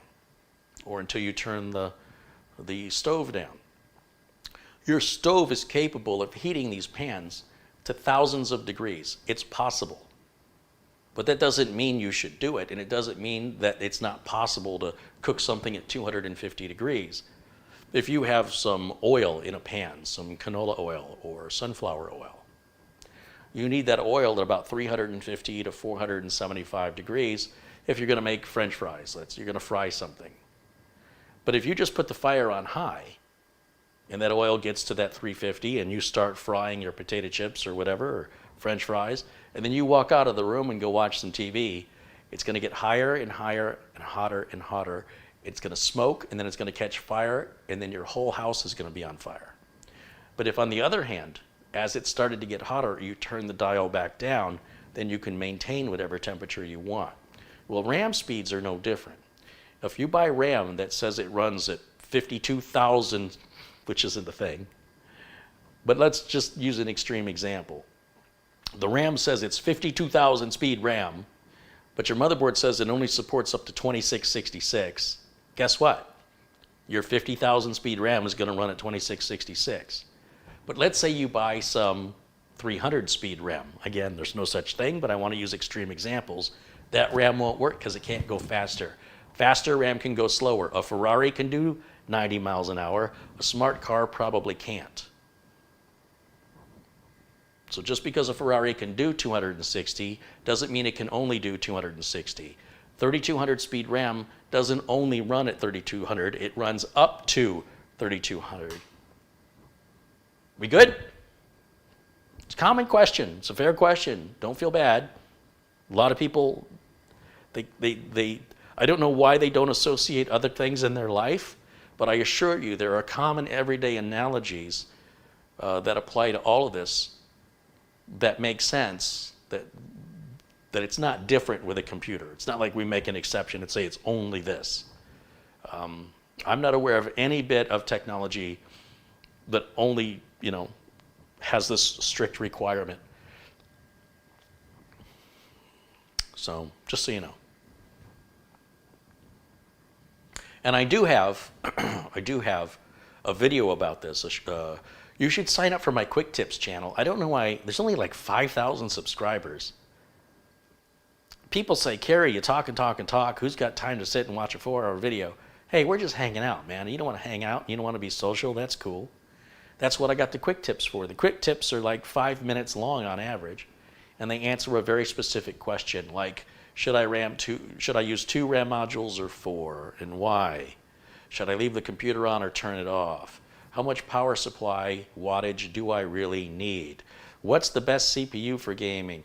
All these common questions. How come you don't wear an anti-static strap? Why do you work in the kitchen? What breed is your dog? All of that is answered in short little videos, but I guess you guys can't be bothered or you don't know it's there. But be sure and subscribe to the Computer Quick Tips channel if you want those quick answers to the most common questions I get asked. And you'll do us both a favor. So I don't have to keep repeating myself. I said so I don't have to keep repeating myself. So I don't have to, never mind. So the motherboard's ready to install, and I'm going to set it right over here for right now. That'll do. Documentation for the case. Never read it. I wonder if it's any good. Now I have to lay the case flat to do this because I need to set the motherboard down without having it flop out, because I don't have 4 arms and 4 hands. And so times like this, it's good to have, like Mitch Morrison over here where he's tall and he can film straight down. And we have done that in the past for pretty much the exact same build. So there's no reason for me to repeat myself. I'm going to go ahead and just take care of this very quickly. And if you need that detail, it does exist on other build videos on my channel. And like I said, those build videos are made with the intent to stand the test of time. They're not like other build channels where they're only talking about stuff that mattered at the day it was filmed. My videos should have much more relevant information as they age. than other videos because I took that under consideration when I made them. In fact, if you watch, I've got a build video that's pretty popular from 2012 and another one from 2013. And if you watch those today, nothing's changed.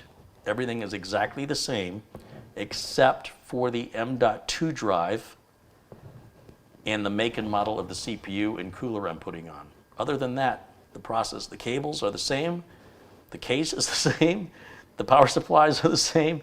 Even if the power supply is a different make and model, it's the same connectors. Nothing has changed. In all these years, it's all still the same. Whether it's an AMD or an Intel, it still goes in the same way. All the AMD chips go in the same way. All the Intel chips go in the same way. The coolers mount the same way on Intel, and the coolers can mount one of two ways on AMD. The RAM goes in exactly the same as it's gone in for the last 20 years. And it's just the make and model that's changing, or the capacity, but it's still the same stick of, still going in the same place for the same reason. Even 8 years later, even if I'm doing a build that's a Z87 motherboard, it's still the same build. And I'm fascinated how people really enjoy watching me do the same thing over and over and over again. Today's build is no different from the build in 2013. It's no different. Everything plugs in the same way with the same parts. The parts themselves, okay, so we're not using a Generation 3 Intel chip, now we're using a Generation 10. So what? Still the same socket.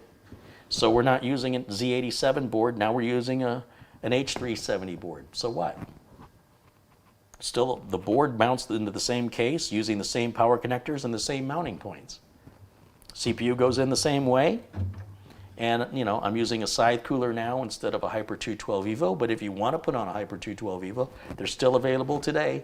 The mounting technique has changed a little bit, but overall it's the same process.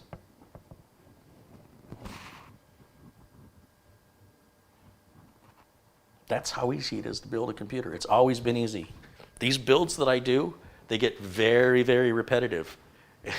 And so many of you just are like, do more builds, do more builds. I'm like, why? Why? They say, well, do you want 2,000 views on this video, or would you like 25,000 views on this video in the first 2 weeks? Well, I'd like the 25,000 views. Well, then do more builds. But why? Because that's what's going to get you the views. If you want the views, give us what we want. Don't worry about why. Okay. So you just want to watch me do the same thing again? Yes, please. All right.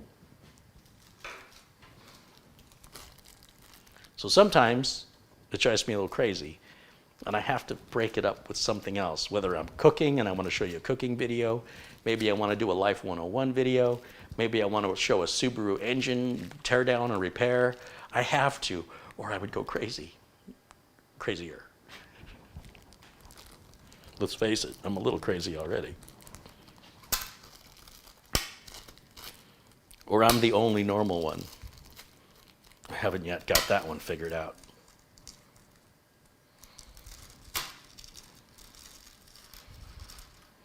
But I do appreciate you watching, even if I don't understand why. I wouldn't be watching this. I'm telling you, I would not be watching this.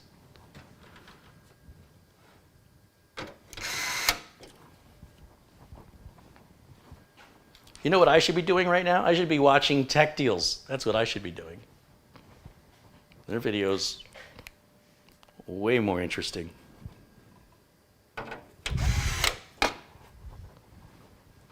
Hey, they should pay me for that.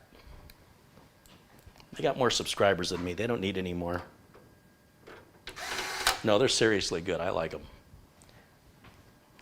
I like Tech. I like Rogue, Princess Stormy, Tech Junior. I wish I lived closer to them. I wish we could work together.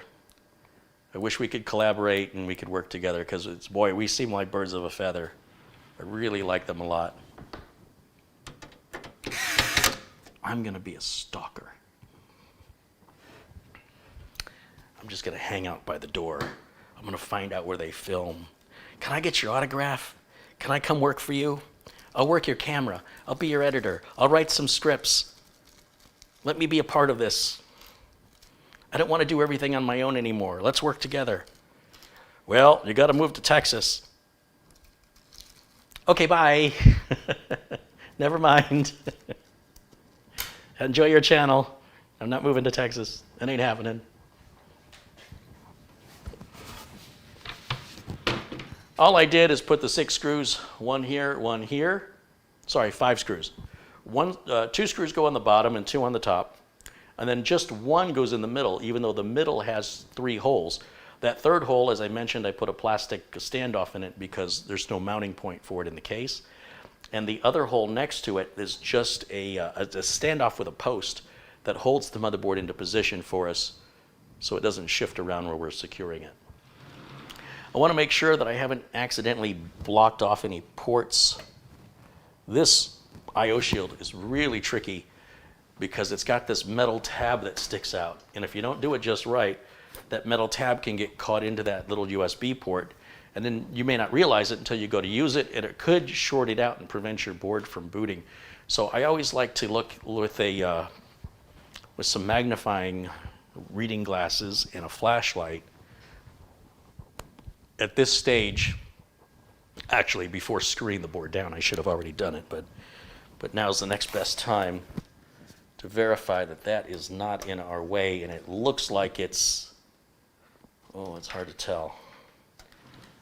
It's really hard to tell. I think it's okay.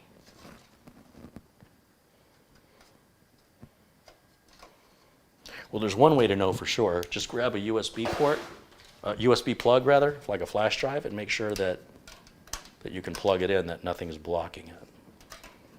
Yeah, we're good. Everything's lined up correctly. If you're not sure, just do that. And the rest you can visually see that the VGA and DVI ports on this board are coming through straight, and then all of our audio I/O is also coming out straight there. So good job, Carrie, well done. You didn't screw it up. And then of course you can look on this side and make sure that that little metal tab I'm talking about is visible. That's a very difficult thing for you to see. If I zoom it in, zoomy, zoomy, zoom, what I'm referring to is, where is it? It's down below more, I think. Oops, way too low. Where did you go? Where did you go? Right there. It's very difficult. It won't zoom more than that. So where I'm trying to focus is right there. There's this, see this little metal tab? See, I can bend that up. Sometimes that'll fold forward, and it'll block this red port. It'll fold right onto it or into it. And that means you got to take everything apart to realign it because that board is tight. It's not going to budge. And then that sucks because you're like, I got to do this again. So if you pay attention to it now, it's easier to fix now than later. Although even if you had to take it apart to fix it, it's not that big of a deal. It just kind of bums me out if I have to take something back apart. I hate having to do the same thing twice. Did I mention about how much I don't like repeating myself? So doing the same work twice is like repeating myself. I don't like to have to put the board in and then turn around and take it back out again. Not because it's a big deal. It's because I've already done it. And I want to keep making forward progress. I don't want to be pulled backwards. I want to keep moving forward. But sometimes you got to move a little backwards to go forwards. That's just the way life can be sometimes. And the sooner you deal with it, and if you hate it that much, maybe that lesson will stick with you and you won't do it again anytime soon. Any questions for me in the chat room?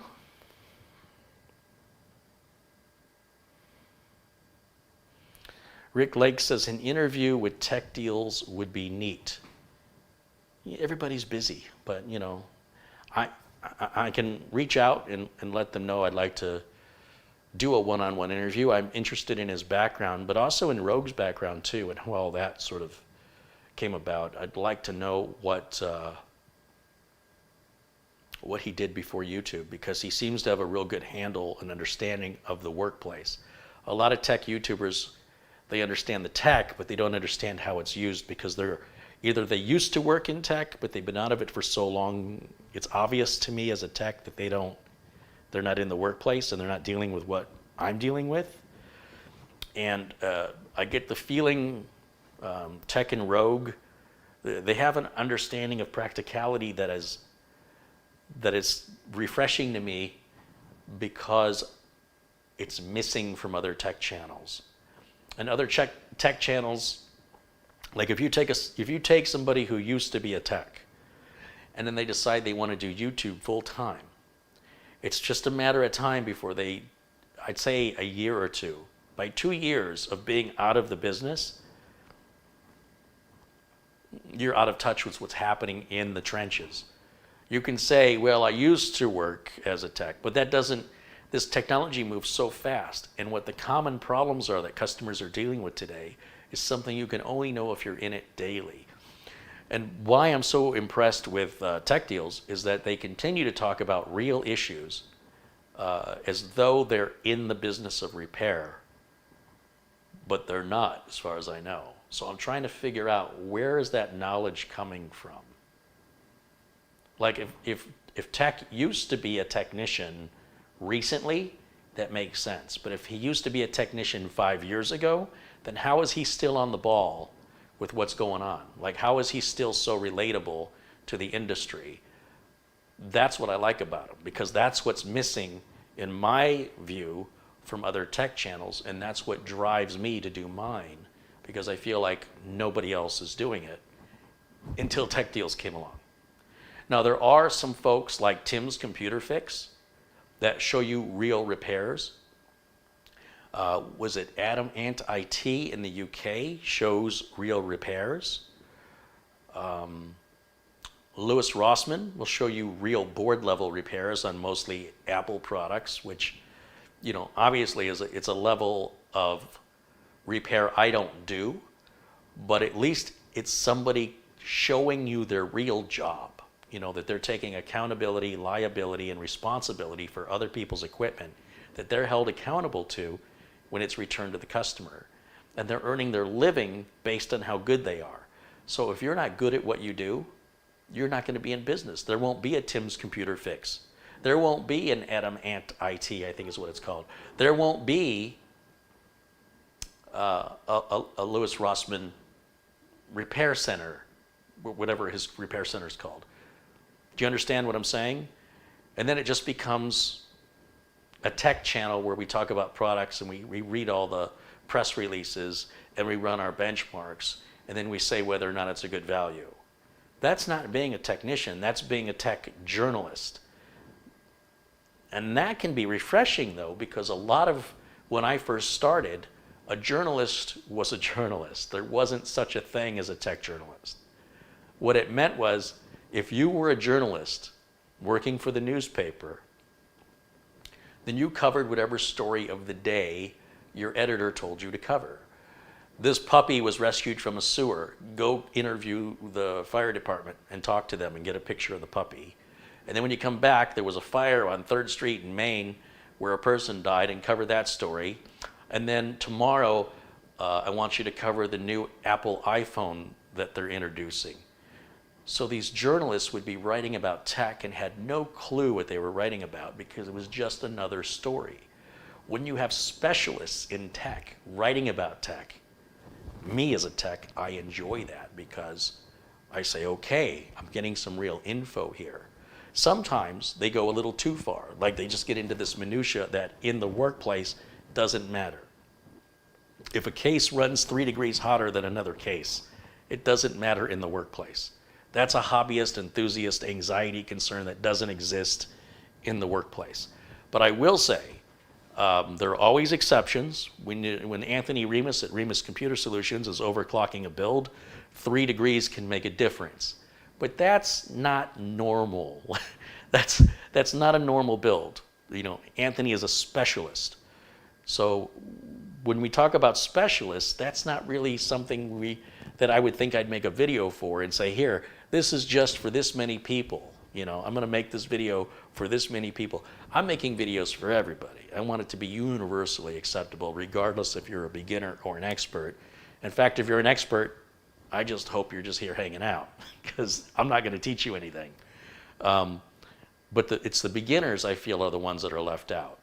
They don't know where to start, or they don't have the money to get the education, whatever it may be. And I want to make it all approachable, and I want to make it easy to understand in plain English, and translate the engineering and translate the nerd into the way normal people talk and bridge that gap. And I don't see very many others doing it, although more people are doing it today than were doing it 20 years ago. So I'm not alone, thank goodness. I used to be the only one, as far as I knew, that was doing this. And I'm pleased to see, Tech Deals does this. Tech Deals can take an analogy and use it very well to help people understand the basics without turning them into technicians. You know what I mean? And it's a quality I admire because it's a rare quality. Tim's Computer Fix will show you how he's doing repairs. A lot of places won't. Louis Rossman will show you how he does repairs. A lot of places don't want to show you how they do the repairs. That's how they make their living. They don't want to show you what's the magic. But they fail to see the big picture, which is by showing people you're capable, you're earning their trust. And just because you show them how to do the repair doesn't mean they're going to want to do it. Most people are lazy or busy, one or the other. And in either case, they can't be bothered. The only question is whether or not they want you to do the work. I've had a number of people, more than I can count, who have reached out to me and asked me to fix or build them a computer, even though this is not an advertisement for my business, and it was never an advertisement for my business. And it didn't even occur to me that what I was doing was building trust with people. I've had people say, there's nobody in my entire state that I trust. I want you to work on it, and I will ship you my computer. That's how much I trust you and how much I don't trust anybody else. I've never met you. No, but I've seen your videos, and you're either the world's best liar or you have a very strong moral compass, and I do believe you're not a liar. And I say, okay, send me your system, and then of course, everybody's happy and we have content that can show you the repair. They get the system fixed. The only problem is, of course, they're not getting it fixed fast. Shipping's a week to me and a week back to them if they're on the other side of the US. So that's 2 weeks. And then I'm going to need it a week or two, depending on if I have to order parts or how much time I've got to look at it. So they're out 4 weeks. But they know when they get it back, it's going to be right, and they won't have to send it back in again. And they know that apart from the shipping price, I'm doing all this labor for free, just for the content. So all they're paying for are parts, if parts are even needed. So it's a good deal if you're patient. But again, I never said, hey, let me fix your computer. They come to me. Even though the whole point of the video was to show you how to do it yourself, what ends up happening is it drives more business to you. You don't lose business because people are doing it themselves. You're getting business because people are now aware you exist and you appear to be trustworthy and they like you even though you've never met. And so people who see the big picture realize that's good for business. So I'm sure Louis Rossman has no slowdown in business just because he shows board level repairs. I'm sure Adamant IT doesn't have a slower business because customers are fixing things themselves. No. I think the customers who are fixing things themselves were going to do that regardless if you showed them or you didn't. There's enough information on the internet now that you can find whatever you're looking for. And you didn't lose any business from those people. You would have never gotten business from those people. What you are doing is getting business from people who didn't know you existed. And now because of your video, they trust you. There's something they feel that they're like, I can tell, I can trust this person. If you watch Subaru Mike fixing a car, how can you not have confidence in that guy? He's got a good sense of humor, he's capable, he's clear-headed, he's not sitting there, he's not struggling to find the words. He knows what he's doing. So, there's a confidence that it inspires in people, even though when we were making these videos, that was not our intent. That has definitely been a very noticeable side effect that has created a lot of business I would not have otherwise had, as well as Subaru Mike has got a number of engine rebuilds and sales he would have never had if not for those videos. Who knew? Oh, I guess pretty much everybody but me, right? That was just never my intent.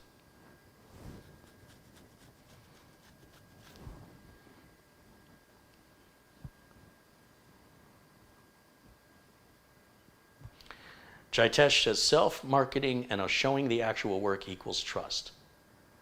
Well, if I'm trying, I guess that's a side effect, right? For me, for anybody to teach somebody else, you've got to have some confidence in the person that's teaching you knows what they're doing.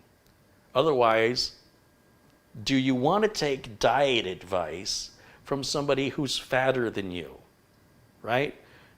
When you see somebody who's lost a lot of weight and you ask them, how did you do it? You're going to feel like, I think, at least I would, that the information they give you is valid and verifiable because look at them. Something happened. On the other hand, if somebody's not losing weight, but they're going to tell you how you should lose weight, why would you listen to them? So that's where we talk about trust. So the trust comes in to establish why you should listen to me. I can tell you I have a business, I've written a book, I've hosted a nationwide radio talk show for 6 years, I've taught it to college, and you're going to have a fraction of people who say, and you have an ego. You're like, no, it's not about the ego. It's about explaining to you what my experience is so you understand that when I tell you something, it's coming from a verifiable place. You can verify everything I just told you. Go to Amazon, you can see my book. Go to Tom's Hardware, you can read the articles I've written. You can pick up Smart Computing Magazine, or it probably doesn't exist anymore, but you can find the articles I've written for magazines, for websites, and even for McGraw-Hill. You can look at the radio show for 6 years, for 2 hours a night, 4 nights a week for 6 years, talking to people in the industry and asking them about their industry. My history as a technician, that I continue to run a computer repair and building business. And if that's not good enough for you to listen to me for free and take my advice for free, that's all I can do. But in doing that, the side effect is people go, well, then you have an ego. I don't have an ego. I'm just giving you an excuse on why you should listen to me. But I don't care if you listen to me or you don't, it doesn't change my world. I'm not making any money from it. And in doing so, it establishes trust, which gets back to what we were talking about. So that trust then says, I like you, I want to give you my business. I trust you, I believe everything you say because it's all consistent and I can verify it independently on my own. And while others may disagree, it doesn't mean I'm wrong and it doesn't mean they're wrong. The only question is whether or not you trust me to get the job done. And I'll get it done right the first time, and I'll get it done right as cheap as anybody can do it. And that's where, if I have an ego, that's where it's at. Because it's the one thing I know how to do. Please don't take that from me. I may not have the best jokes. I may not be the tallest person. I may not be the youngest. I may not be the brightest. But gosh darn it, I've been doing this 30 years. 30 years.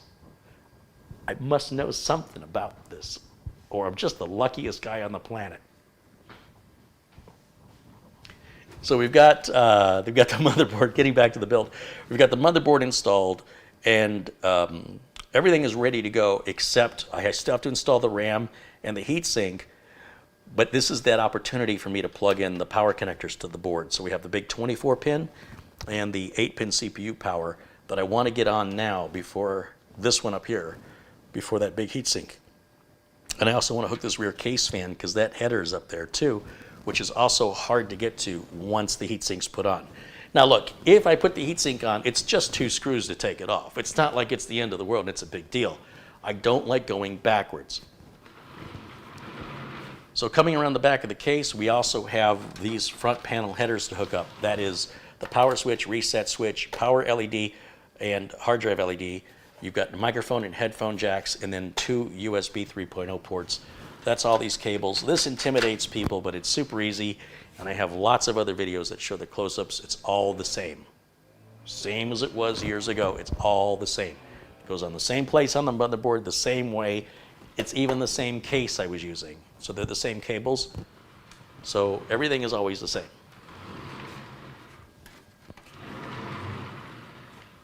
Ultimately, I'm trying to get people to not be intimidated by this stuff, because the people in many people in this industry would have you believe that they're smarter than you. The fact that they're not in this industry suggests to me right there, you're already smarter than them. Because you got to be a glutton for punishment at some level to do what I do. A lot of people, they start out as computer techs, like desktop support. Then they work their way up into like server administration, maybe even to supervisor or department manager, and they just grow within the company. But I've always liked diagnosing and repairing. And so while other people have moved on that I used to work with into much more respectable positions in a company to management, they're no longer hands-on. Now they're like delegating and managing people. I don't find managing people to be a desirable career for me. For me, getting my elbows deep into a desktop trying to figure out a problem, that makes me the happiest. And even though that's not going to draw the salary that the manager position is going to draw, I don't care, because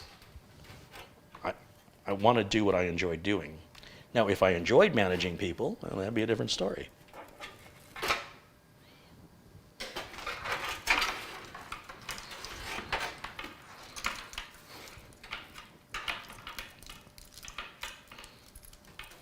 But that is the normal accepted path.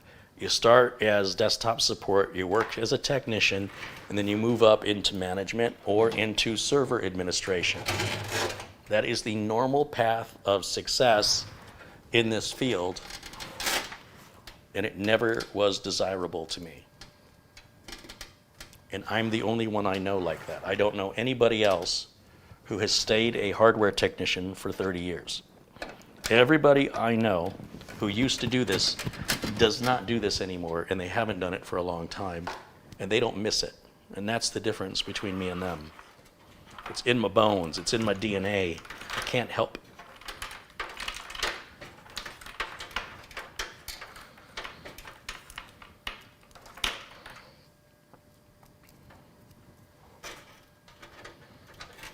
Sometimes there's a big enough gap to get that in there. That ain't happening today.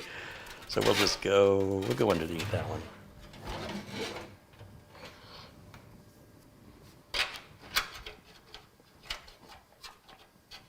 Yeah, I never sought those opportunities. There were a couple of opportunities that were offered to me that I tried, and I didn't like them.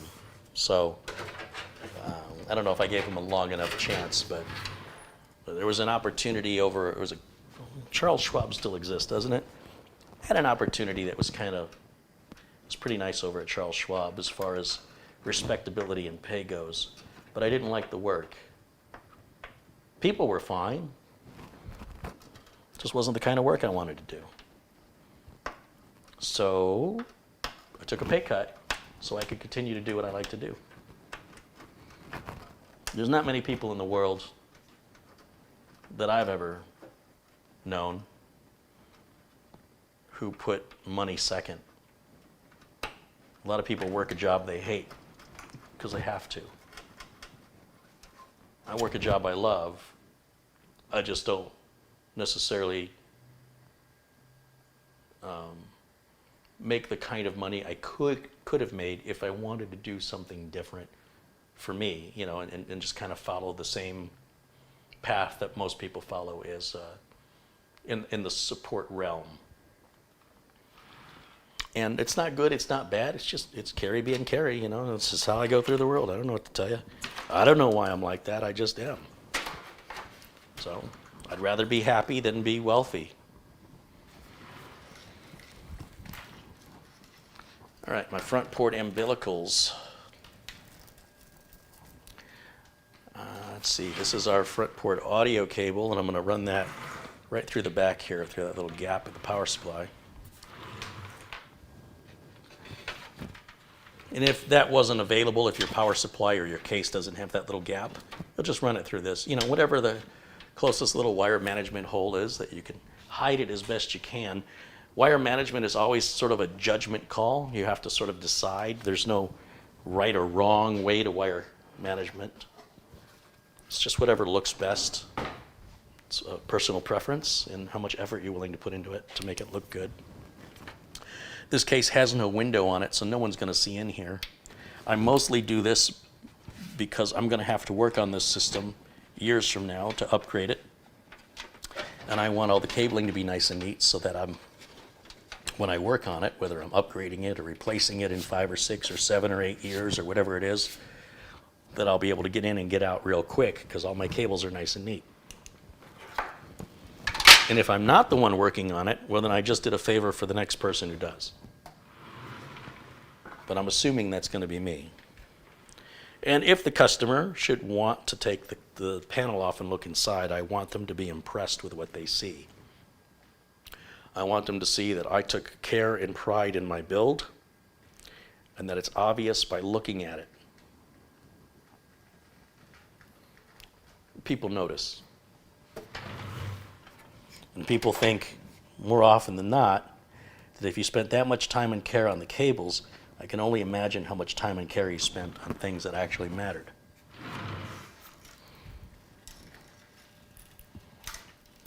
But it does make working on the machine easier when you don't have to. Well, the example would be like the old Christmas lights. You know, when you had one light bulb burn out and the thing was all tangled up and you had to figure out which one it was. That's a lot harder to do if it's tangled up. So now I'm just plugging in the hard drive LED, the reset switch I just put on, and then there's just the power LED and the power switch. That's all that's left. Power switch goes right over the reset switch, and the power LED goes right over the hard drive LED. These all go on horizontally. Do not put them on up and down. They go side to side. And the positive cable for the LEDs, not the switches, but the LEDs, always goes towards the end of the connector, right to the edge.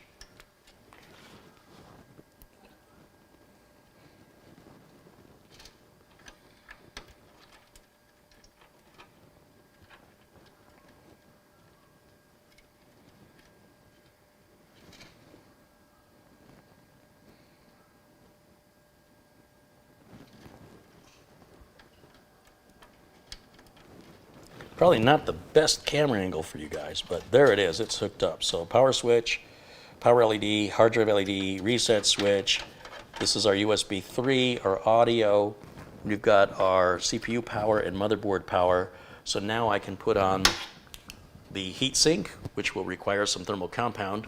And once that's on, I'll put the RAM in after that, and then we can do our first test fire.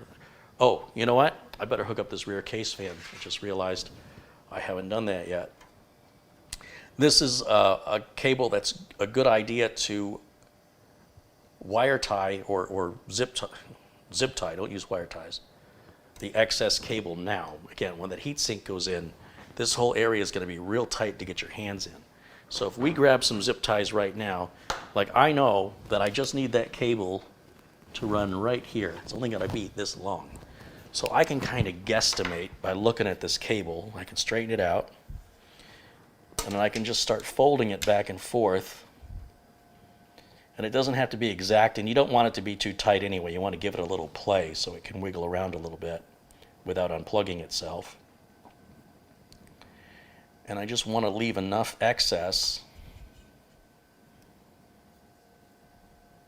And if you have a little too much excess, that's okay too. That's better than having all of it just flopping around. Any improvement is better than, you know, not cable managing it at all. Anything's going to help. It doesn't have to be precise. It just has to be better than it was. So it's not a high bar.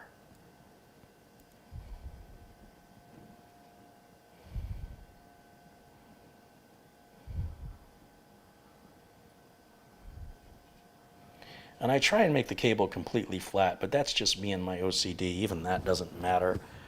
No one's going to really see that. Again, the only person that's probably going to see the inside of this computer is me, and it's going to be years from now. And I don't want to look at it and go, geez, what was I thinking when I did that? I'm better than that. So, to avoid disappointing my future self, potentially, I want to take just a few extra minutes to do what the little details that other people don't usually do. Even if I'm the only one who knows.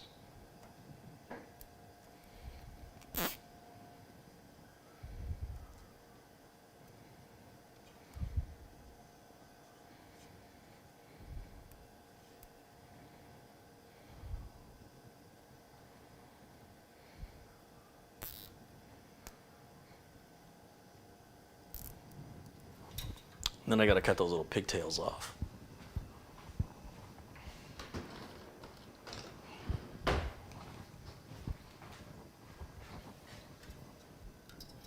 That one.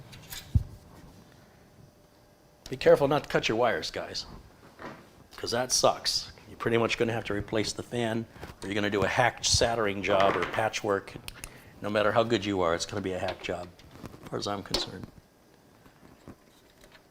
And then I know you can't see right now, because I can barely see, but the system fan header is right up against this CPU power header. And it's a 4-pin fan header, but a 3-pin fan plug. And it's got a plastic key or plastic lip, so that those 3 pins only go in to the first 3 pins starting from the right. If you tried to put it on the first 3 pins from the left, the grooves in the plastic ridge won't line up and won't allow you to push it unless you force it. And then you'll know, because the fan won't turn. I've done that on this video. I have done, not on this video, but on my channel, I have shoved that cable in with so much force that it went onto the wrong 3 pins. And when I turn the system on, I notice the fan's not spinning. And when the fan doesn't spin, I know to shut the machine off immediately, because I know exactly what I did. I didn't seat the connector right. So I don't wait for the system to boot. I shut it off immediately and I fix it right away. Don't leave it like that. As soon as you notice it, stop and fix it so that you don't cause any long-term damage. As long as you fix it quick, you're reducing any likelihood of permanent damage. You know, if it's only on for a moment, you're going to be fine. Okay, so now I believe I'm good to go for thermal compound on the CPU. And there's a lot of debate about the thermal compound application process, and my only concern really is that people stick their nose in other people's business. It really bothers me how nosy people are and how they don't know when they're being offensive and invasive to other people's rights. I have the right to put my thermal compound on any way I want to put it on. And you have the right to put your thermal compound on. What you do not have a right to do is to tell me how to do it. And I don't have the right to tell you how to do it. I am not your boss. I am not the police. I am not an authority. Nor are you my authority. And it's interesting to me where people assume authority despite having random names and not being able to verify who they are, to tell me how to do something, when I'm the one with the YouTube channel, and I'm the one with the business, and I'm the one with the books, and I'm the one with the, blah, blah, blah, blah, blah. So it's really offensive. It's never, ever my intent to tell you, you have to do this in a specific way. It is my intent to tell you that if you want to see the same results as what you see on my channel and with things that I do, then you should do them the same way I show you. If you choose to do them a different way, then if you get different results, that's on you. That's not on me. But one thing I know is I've been doing this a very long time. And if I had been doing it wrong, I would have systems coming back, and I would have customers that would stop buying from me, and I would not be in business anymore. So somebody who's not in business telling me how to run my business is, again, we're going back to the fat guy who's fat, well, someone fatter than me. I need to clarify, telling me how to diet. It's really offensive. So I don't care how you put your thermal compound on, and I would appreciate the same consideration in return. And as long as we all mind each other's business, we'll all get along fine. But for the rest of you who are uncertain, do know that this is how I've been applying thermal compound for quite some time. Let me get you a close-up on this. And if this didn't work, I can assure you there's no motivation for me to lie to you. There's nothing in it for me to tell you to do it the wrong way or to tell you to do it in a dangerous way. I'm trying to show you the way I do it. And I'm not asking for your permission, and I'm not asking for your approval because you're not my customer. My customers are the only ones who can criticize the way I do things because they're paying me. People who I educate for free, and I go through the expense and the trouble of making this available on YouTube so I can be attacked, those people have no value to me. They offer no opinion that I care about and has no effect on my business. And I have to lay this disclaimer down in order to prevent the inevitable losers who have nothing else better to do but then to police videos to their standards when they don't have the experience I have and don't understand the full reasoning. And their lack of information gives them this illusion of superiority or intelligence that does not play out in the real world. The way I'm showing you is how I sustain a business. So, whether or not you choose to accept it has no impact on my business. I'm just choosing to share it with you. What you choose to do with it is your business. So I'm going to take a nitrile glove and I'm going to spread this thermal compound just like I'm finger painting. And what I want to do is cover the entire surface of the die. The reason I don't use the little dot method or P method is that I can't see if the whole die is being covered once the CPU heatsink goes on. If you put on too much, it'll ooze out the sides, and if you put on too little, you'll never know because you can't see it. And if you don't know, I guess ignorance is bliss. Me, I need to know. I need to know that the entire surface is evenly covered, and then to avoid any air bubbles or anything like that, I just tap on it and make it tacky. And what it does, it creates little hills and valleys that are going to smush out when I put the heatsink on, and that's going to eliminate any potential air bubbles, which wouldn't matter anyway because it's not an airtight system, nor is it going under any water. So that whole air bubble philosophy is flawed logic. At least in the real world of business, it doesn't matter. Maybe to a hobbyist who is, I don't know, going for the Guinness World Record of the coolest CPU, I guess that matters to them, but I don't think they represent the vast majority of computer owners. I'm pretty sure they represent a very small minority. They just have really big mouths. I'm not sure what that relationship is to mouth size.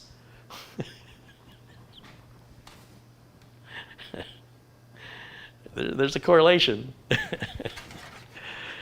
So with the thermal compound on, we can put the heatsink on. And the heatsink, the side heatsink is great. First of all, I like how big it is. I like the value for money. I like how quiet it is. And I like how easy it is to install. It's got some tape on the bottom, as most heat sinks do, and this protects it from being contaminated with dust or even your fingerprints or oils from your skin. So until you're ready to install it, you leave that tape on. But don't leave it on when you install it because then you're going to block your thermal conductivity. So now we're going to peel that off to expose a pristine, polished, flat surface, and we're going to set the heatsink down with the screw. You'll see there's a screw that sticks out on this side, and there's a screw that's underneath the heatsink. Okay, the screw that sticks out goes towards your RAM. And I'm just going to gently rest it right on top of the CPU. You'll notice I didn't mix two different kinds of thermal compound together. I did not put thermal compound on the heatsink. If the heatsink had thermal compound pre-applied, which Scythe does not do, but other manufacturers sometimes do, then I would not be putting any on the CPU. It's one or the other. I don't put it on the heatsink because I'm not exactly sure where it's going to go to line up. But if I put it on the CPU, it's going to stick to the bottom of the heatsink, and wherever it connects, it's automatically going to go on the right place. So there's a logic and a reasoning. I'm not just following a ritual. I'm following critical thinking to understand why I'm doing it this way. There's a hole in the top of the heatsink, and that's so we can get to that screw that's underneath the heatsink. And I just want to get that screw started into the mounting hole, just maybe a turn or two just to get it started. Then we're going to come to the other side and we're going to do the same thing. Just a couple of turns, we're going to get it started, because when you start one side, it tilts this way. And what we want to do is we want to keep it evenly leveled as much as possible, so that when we don't inadvertently tighten it like this, and now the bottom of the heatsink isn't completely flat with the surface of the CPU. I have shown you that before. I've shown you a customer's build where when I took the liquid cooler heat pump off, the pre-applied thermal compound at the bottom of the water pump was completely, it still had the manufacturing lines on it. It hadn't even made contact with the CPU. And you can't tell by looking at it with the naked eye. You can't see that. All you know is you've got a system that's overheating. It put your heat sinks on, but your heat sink wasn't on straight. So what you're going to see me do here is you're going to keep seeing me switch back and forth until these screws come to a dead stop. I'm using the included driver. Okay, this one on the right, which I guess is your left, just came to a complete stop, and so now this last one can come to a complete stop as well. There it is. And that way, you know, I didn't tighten down one side and then the other and then worry about whether or not the surface is making 100% contact. Because while people will obsess about the thermal compound and the thermal compound application method, they often don't obsess about things that really matter, like that, or the thermal compound on the other side of the heat shield, which is the crappiest cheap stuff the manufacturer can use. There's thermal compound on both sides. But you'd have to delid the CPU to get to the crappy stuff, and you could damage your CPU in doing so, and it won't make any difference in the performance of your CPU unless you're one of those people that, again, is trying to reach some Guinness World Record for overclocking, which I don't think represents the vast majority of you, even though many YouTube channels will show that. It is very, very specific to who that applies to. And look, see that thermal compound, even wearing the glove, I somehow managed to get it on my hands. I don't know how I did that. And that stuff is really hard to remove. It's, even if I wash my hands, it's gonna stay behind. Look, somehow I got some on my thumb. How did I do that? Just being careless, I guess. It's important I get it off my hands, because everything I touch, it's gonna leave it behind. That little tiny bit will go on everything I touch. I don't know how that little tiny bit can, you'd think it would all just kind of, if I touch something, it would all rub off. Oh no, just a little bit rubs off, and then a little bit of rub off, and a little bit of rub off, and a little bit. You're like, how did I get thermal compound all over everything? So the minute I see it, I need to make sure I get it off my hands, or I'll be cleaning up everything, and it's difficult to clean up. So with that, we are ready to put the fan on. Here's our fan right here, the included fan that comes with the scythe. And we, again, have a wire tie to remove, and this is another one of those you better zip tie it now situations, because it's going to be in a tight position to get to later. Now, I know that I'm going to have this cable coming out of this corner, and it's going to plug in. Again, I only need the cable about that long. So I'm going to take this, and I'm just going to kind of leave it the way it is. But I don't like how they've wrapped it. You see how they've overlaid it? My preference would be to bend it the other way so that it's all flat. I'd like the cable to be completely flat. Once again, I'm probably the only person who gives a rat's behind about it, but it's my build, and this is important to me because I have my OCD, and it makes me happy when everything's in its place. And when I look at this system, okay, in the year 2027, in 2026 or 2027, I will probably have this back on my bench for an upgrade. And I'm going to look at my work that I did today. And when I take this fan off, I'm going to see what I did here by making the cable flat. And I'm going to say, man, I did good work. That's good work right there. Whoever did this obviously had pride and care in what they were doing. Oh, wait, it was me. Good for me.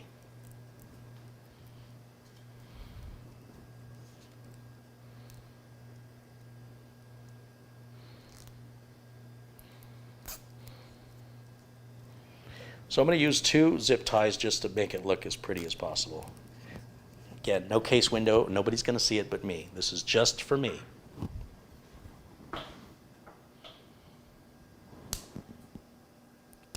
And there's no guarantee that I will ever see this computer again. But just in case I do, I want it to be as easy to work on as possible, and I want to show it off with pride. There's no way to know what the future holds. So I'm going to do it with that motivation. I'm going to assume that this customer will be with me all these years, and that by then they'll be ready for an upgrade, and that I will see my work I did years earlier, and that I won't be mad at myself for taking a shortcut or not doing the job to my level of standard. If anything, it should make me want to smile and say, wow, I remember when I used to care. Let's see, what should I do first? If this is gonna go on this way, I like to do this all the time. I like to put these little fan brackets on in the wrong direction. I got a fetish with putting putting these connectors on the wrong way. You can only get it wrong. There's a 50% chance, okay? And I put it on the wrong side.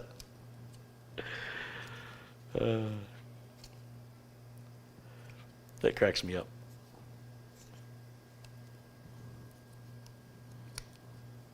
It's got to go this way.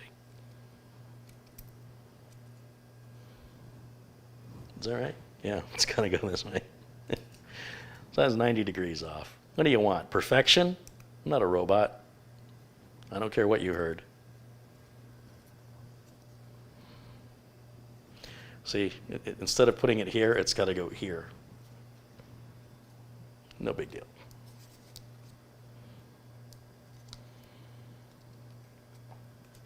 You can see there should never be a time when they both share a hole. It's definitely, you've done something wrong. That's your first clue. And don't force anything. Don't use any brute force. Just be cool. Be cool. Chill out. Relax.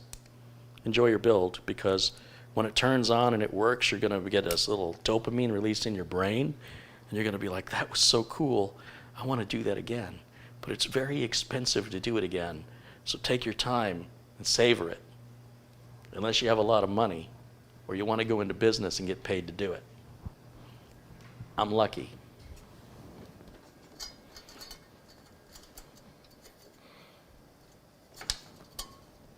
But I've worked very, very hard to be that lucky, that I get to get that dopamine release over and over and over again.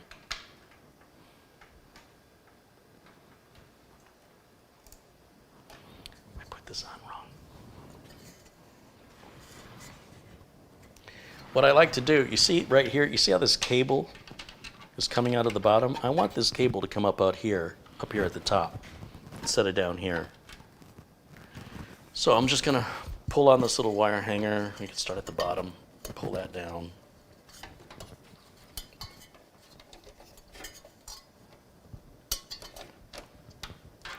How do I want this? I want it this way. Well, so here's the thing. I had it right the first time. Now, any other tech channel is going to edit all this out and only show you the right way. I don't know what I was doing that made me think I had it in the wrong place, but I was clearly not doing it right. And so what? Some people let their pride get in the way, but I want you to know that you can make little mistakes in your build process, and it's not going to destroy your hardware, and you can change things around. This is consumer level hardware. And what that means is it's quite robust. It's not experimental MIT stuff, you know. You're not in the computer lab running research and development in quantum technology. This is a motherboard built for consumers, and a heatsink, and a fan, and a CPU, and RAM, and an M2 drive, all designed for idiot consumers. I can assure you, I am an idiot consumer as well as a computer technician, and I can screw up just as much as you can. So don't be hard on yourself. What you're doing is learning. Think about it this way, and this is very corny. FAIL, F-A-I-L, is short for first attempt in learning. It is nothing to be ashamed of. It is nothing to be afraid of. It is no reason to have anxiety. This is how we as humans learn. If you don't fail sometimes, then you've stopped learning all the time.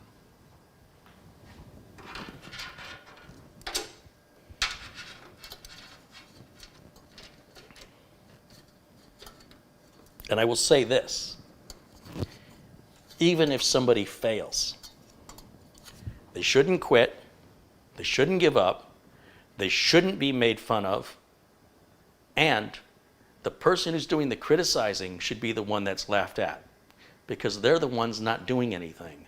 At least the person who failed did something.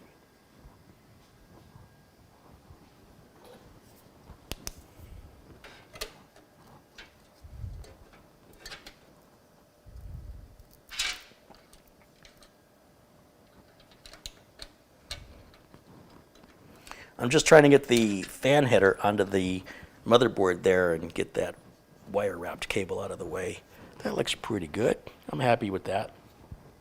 We can install our RAM and then we can do our test fire. We're ready for our first boot. That's the whole build, and that's with me yakking the whole time, talking your ear off while I'm working, and I'm not fully focused and paying attention, which is all right, because it's just me doing the same thing over and over again. When you do it, you should probably give it more attention. In fact, it wouldn't hurt for you to play one of my videos along with your build and just pause it so it goes at your speed. It's not a race, it's not a competition. I don't care how long it takes you. Take your time, enjoy your build. You will want to build one again, so savor it. Don't rush through it. Some people are like, how long does it take you to build a computer? Do it right, all right? However long that takes, do it right. If you want to race, that's not computer building. That's cars or running. That's not skill. Being fast, in my opinion, at least as far as computer building, is not a skill. Caring, savoring, enjoying your build, that's a skill to me that, let me put it to you this way. If building fast is a skill, it's a skill that has no value to me. If building it correctly, even if it takes 10 times longer, that to me is a skill that has value. Not all skills have value. Like, I can do this. Want to hear it again? Is that a skill? Maybe. But what value does it have? 0.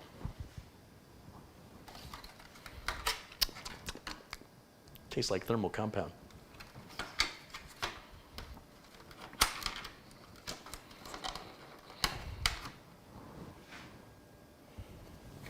I'm using the gray slots. The motherboard will tell you if you're only using 2 RAM slots, but you've got 4 RAM slots to choose from.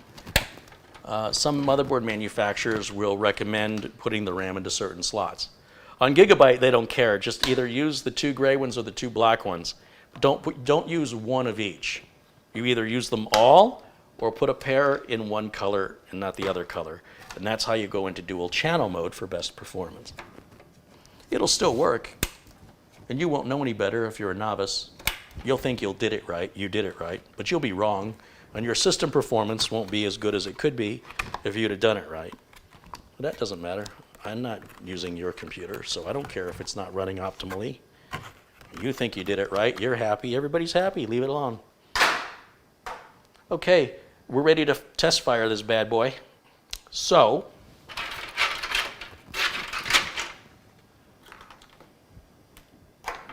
let me give myself a little room to work here.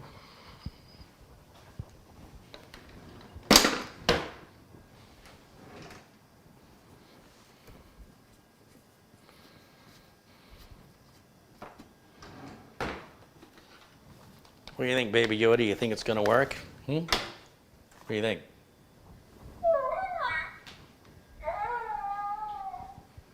Really? I don't know if I agree with that. I think that I think it's going to work fine. I don't think you need to use the force on it. I don't think it was funny. I'm serious. I think it's going to work fine without your help. You don't need to stick your arm out and do that thing where you like manipulate stuff. Oh. No, absolutely not. Just let me try it first. And if it doesn't work, then you can do your force thingy. Do we have a deal?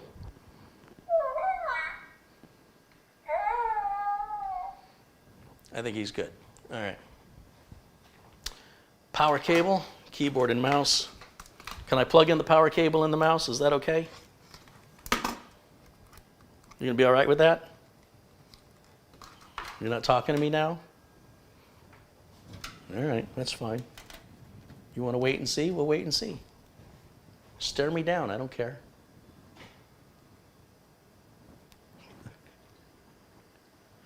You're funny. No, don't do it.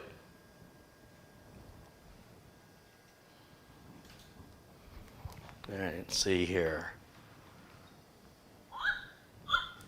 Just give me a minute.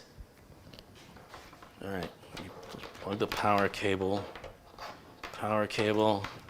I need an HDMI cable. Oh, I got one right here. It's not funny. Stop it. Here, look at them. Talk to them. Say hello. Oh, what'd I say? That's not cool. Why'd you do that to them? You're hilarious.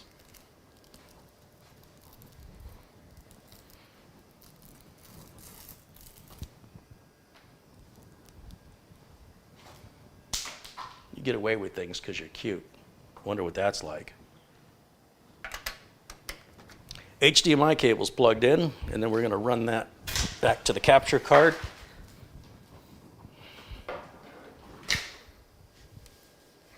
And we'll put that right back here, like that.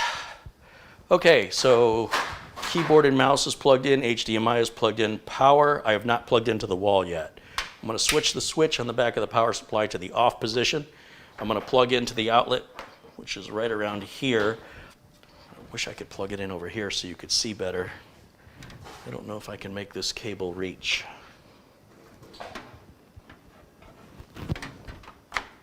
Ooh, it's a tight fit. It reached. Make sure this is turned on, the mouse is turned on. Okay, we're ready to go. And what do you think, buddy? You think it's gonna work? Or you already think you don't know, do you?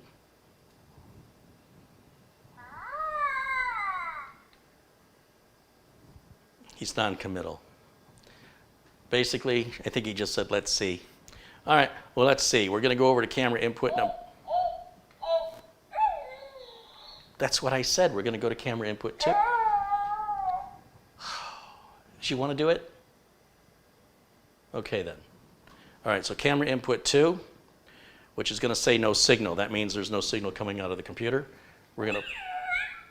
Don't get too excited. I haven't... You're not right. I haven't tried it yet. Okay, I'm hitting the power button, which isn't working because I have to flip the power supply switch back on. Now I'm hitting the power button. Yeah, it's hilarious, I know. All right, and now let's see if we get a power on. Right now the fans are spinning, the rear fan is on.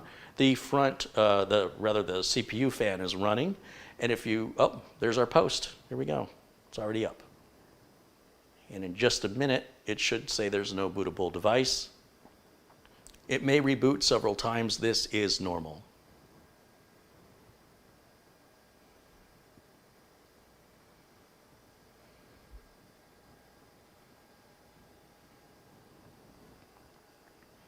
You see it's rebooted again.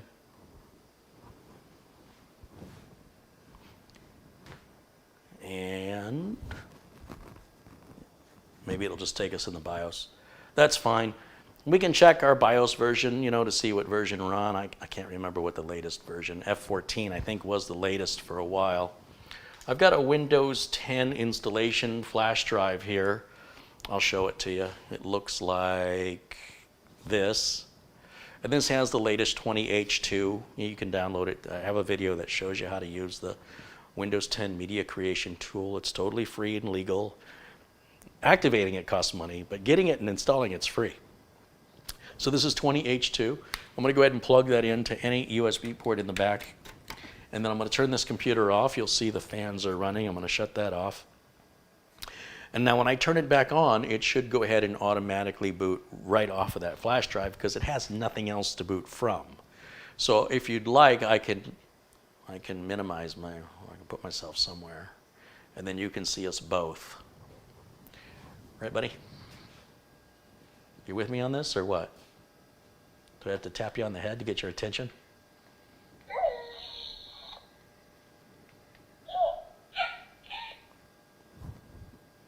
Yeah. So now that we're here, we'll just go through the standard thing you see me always do. Oh, you've never seen it before,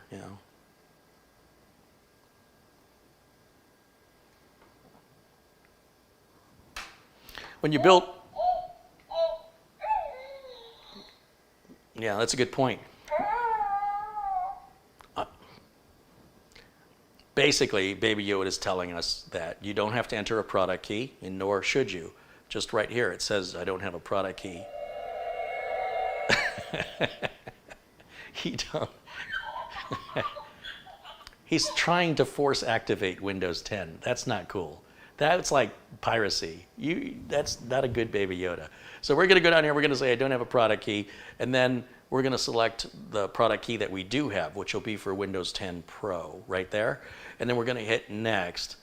Now, there's only one hard drive installed in the system. So after we accept the end user license agreement, we're not going to be offered a bunch of different choices of where to install Windows. We're only going to have one place we can install. That's why you should only build a new computer with one drive activated until after Windows 10 is installed. Then you can hook up and install your other drives afterwards to avoid any confusion. Now I always choose, you can't see it because I'm in the way. Let me move my screen. I'll just go down here. I always choose this option, the custom install option. And in this is where you would have all of your hard drives. If you've built your system with like 3 or 4 drives or more than one, trying to figure out which is the one you want to install on may be a bit of a puzzle.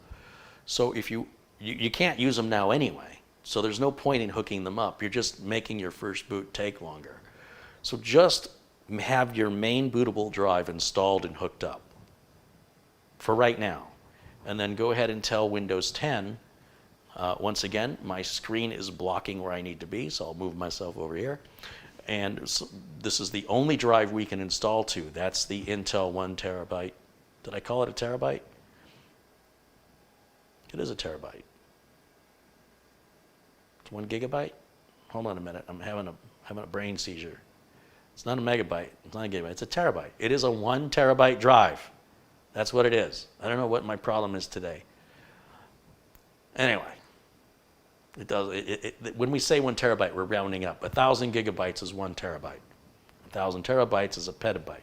1,000 petabytes is a, what is it, a yottabyte, a zellabyte? I can't remember. So there's a lot of bytes though.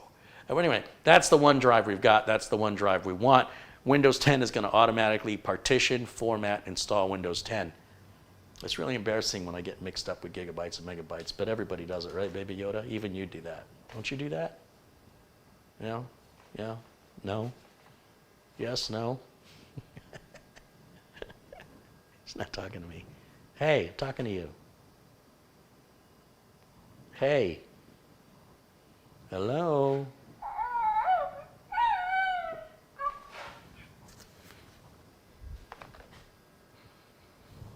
You got to tap his head. Tap his head.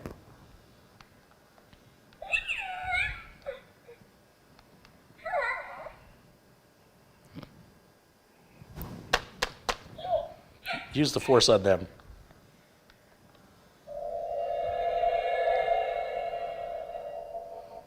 Thank you. Did you make them nicer? Good job.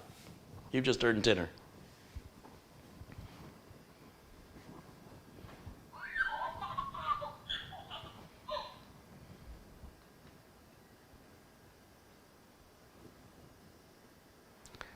A Yoda bite. That's funny. Very clever. Look at our first rebuild. We're already... I know, it's pretty cool. That's how fast that is. It's already on its first reboot.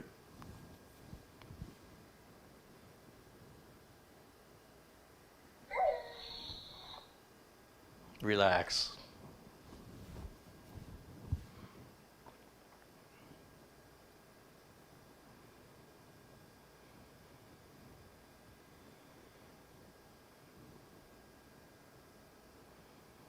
It's actually the first time I've used this bootable media with the Windows 20H2 install, but it's the same as always. It's the same process, nothing changes. You can follow the same video of how you do the 2004 version or the 1909 or whatever you had. It's just now when you do it, you get the latest version of 20H2, so you don't have to get all the updates afterwards. So it's much faster, more efficient. Do it right the first time. And then we get to the first screen coming up here on the install of Windows 10. You cannot hear the system. It is absolutely whisper silent. It's running very cool, and it's, as you can see, very fast. So apart from just, activating Windows and optimizing it with Uncle Carrie's Windows 10 Optimizer, which I have available at the store link, just use the links below this video for the Uncle Carrie's Windows 10 Optimizer. You can do that, and I will run that on this machine, and it'll be available then to be delivered to the customer, and then we can customize it with the software and configuration that customer needs. And it should be a good computer for the next 8 years minimum before it needs any work. Now, it's still possible the power supply can die or it could need some work, but it's unlikely. These parts that I'm selecting have proven themselves in time to be profoundly reliable, and especially for the price. And that makes my customers happy, and that makes me happy. Now right here, it wants us to connect to the network. Do not have a network connection connected when installing Windows 10, or it will force you to create an online Microsoft account. I prefer offline accounts, and it won't offer you that option if you are connected to the network. So always make sure when you do your install of Windows 10, fresh and clean, that you don't have anything plugged into your PC you don't have to have. All I have is a keyboard and mouse, a video cable, and a power cable, nothing more. Then I can say this right down here. Once again, I keep getting in the way of things.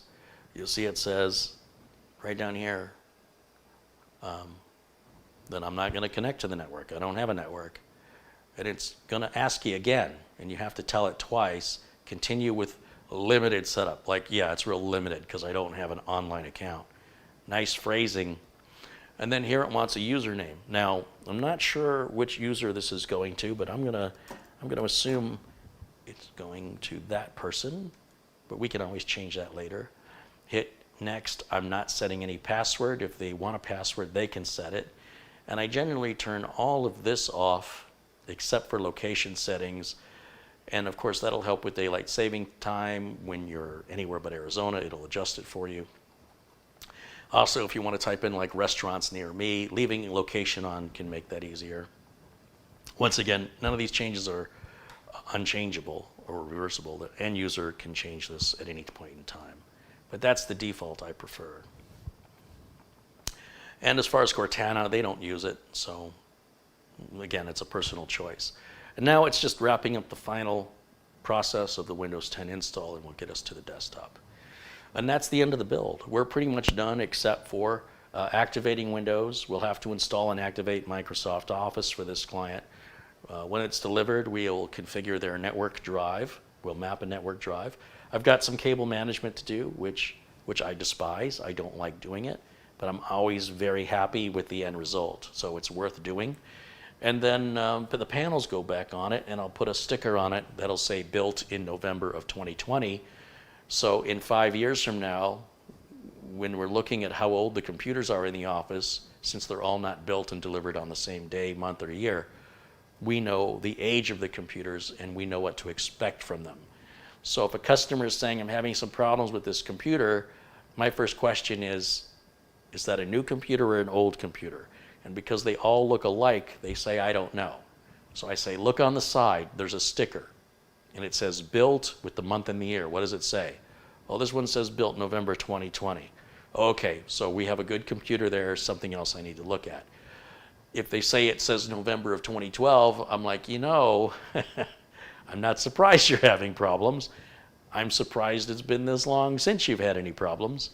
Why don't we upgrade that? So we'll not only fix the problem, but we'll make it, it's a good excuse to upgrade the computer, get it up to speed, better performance. Your employees will be more productive, and you won't be calling me so much for help, at least with that machine. And the customers usually go, that's a really good idea. I didn't realize it was that old.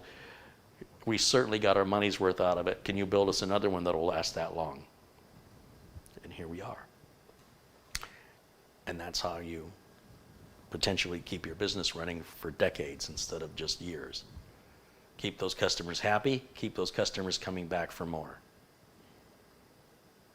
You rip off your customers, you're going to need to replace, you're going to go through a lot of customers, what I'm saying. You're going to need to replace those customers with more customers. I'd like to have the same customers over a long period of time than have a bunch of customers over a long period of time. Trust me, it's easier when your customers know what to expect. And one of the first things you have to do with a new customer is train them. Here's how my process works. Here's how my business works. Here's how I'm going to save you money. And here's how you're not going to drive me crazy. And some customers will listen and some customers won't. And then you might have to cut them loose, or they might have to cut you loose. And it's a pain in the butt. So if you can get on board with a customer where you agree and you see eye to eye about they see your value and they appreciate what you do, then you should be able to have that customer until they sell or retire their business. You should have them forever. You should. And if you don't, you've dropped the ball somewhere. Now, I've lost customers where things were beyond my control, where somebody got influenced by another person outside of my, in other words, if I'm not there and they've got an employee and their husband or their son is wanting to be a computer technician and they are in front of the boss every day, even though I've done nothing wrong, they might say, you should hire my husband or you should hire my son because he'll do it for less money than your guy and he's better than your guy. And I've lost jobs that way where I had no say in it. They just chose to believe the influencer. And the influencer could be a family member, the influencer could be an employee, and it goes on without my knowledge. All I know is they just call you from out of the blue and say, we no longer require your services. And you go, wait a minute, thought you were happy with me. Oh, we are. So why are you, what did I do wrong? Well, you didn't do anything wrong. Well, what can I do to keep your business? Nothing. Well, then what do you do to people you don't like? So that can't happen when you're in business, and there's nothing you can do about it. But most of the time, when you lose customers, it's probably your own fault. You probably set an expectation that you didn't live up to. That's usually why customers get upset. And if you set the right expectations, and then you meet or exceed those expectations, your customers should always be happy. If anybody has any final questions, otherwise I will wrap up today's video. It's a little after 8 o'clock here in Arizona. My clock on this computer says it's 7 o'clock, which means the time zone must be set incorrectly on Thready. Let's see, adjust the date and time. Oh, it's set the Pacific time. Let's set it to Arizona time. There we go. Now I have the right time. I thought it was awfully early. 8 o'clock at night. Slappy wants to know if I'm going to do any retro music show anytime soon. I really want to. I'm really concerned about the copyright issues here on YouTube. In the meantime, if you look, I have a playlist, and you can go through that playlist without my commentary, but boy, do I have some commentary. I'd love to do that. Just for my own therapy, I would love to do that. But I don't know when I'm going to have time. Gary says, thank you for the video. He enjoyed it. Hey, Gary, thank you for joining me today. And Marco, let's make sure Gary and Marco are moderators here. This is a different Marco Vinicio. I want to turn some more people blue. I see so many friendly people here. I said zone time instead of time zone. That sounds like something I would do. My brain often moves far faster than my mouth. Have you noticed? As fast as my mouth moves, I cannot seemingly keep up with the brain. How about another food video? Arnold, I was going to make my popcorn video today, and I decided that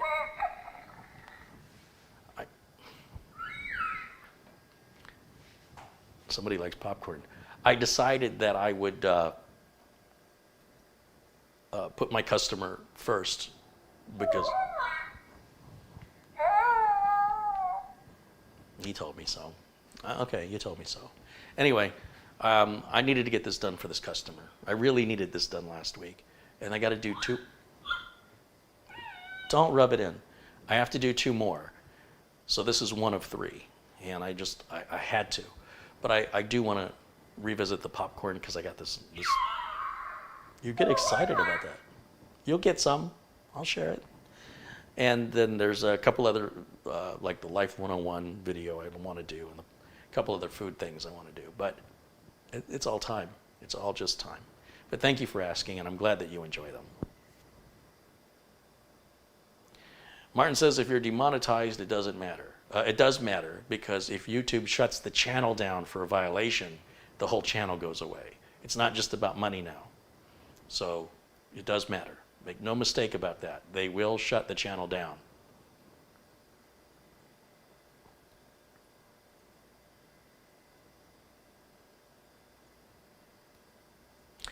Gert Van Aswagen says, good show, always enjoy your videos, most of the time. You and me both. I don't always enjoy my videos either. That's fair. Shane says, another great video. Hey, thank you, Shane. Steven Cicero, thank you again for your recent contribution. And Roland says, thank you for new content. Happy to be here again and learn some more. Right on. Thank you, Roland. I appreciate you. And Holger, thank you as well.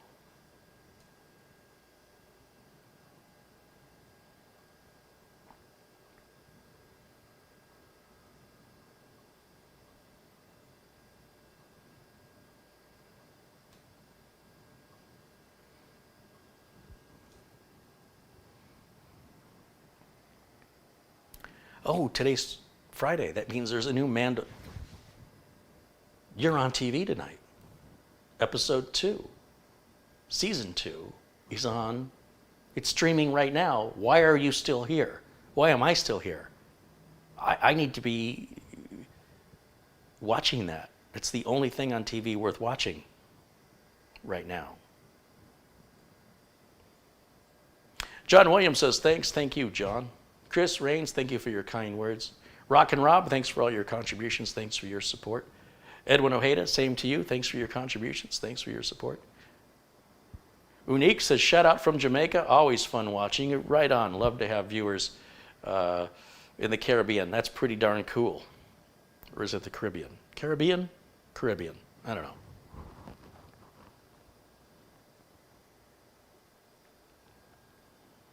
We've got 2 deals going on right now. 30% off RoboForm. It's a password manager. If you don't know what a password manager is, you'll wonder how you ever lived without one. The other deal is a significant discount off of a Acronis TrueImage 2021 that's just for you guys. You can pick it up for 20 bucks. If you look at the video notes below this video, all the information is there for you, including all the parts in today's build, as well as how to contribute to the channel, as well as all the tools I use. Everything is linked in those video notes. You don't have to email me and ask me for the information that's already there. However, The Acronis 2021 deal may expire at any time. And it's important that even though it's supposed to be until November 30th, I have no control if that deal will end sooner.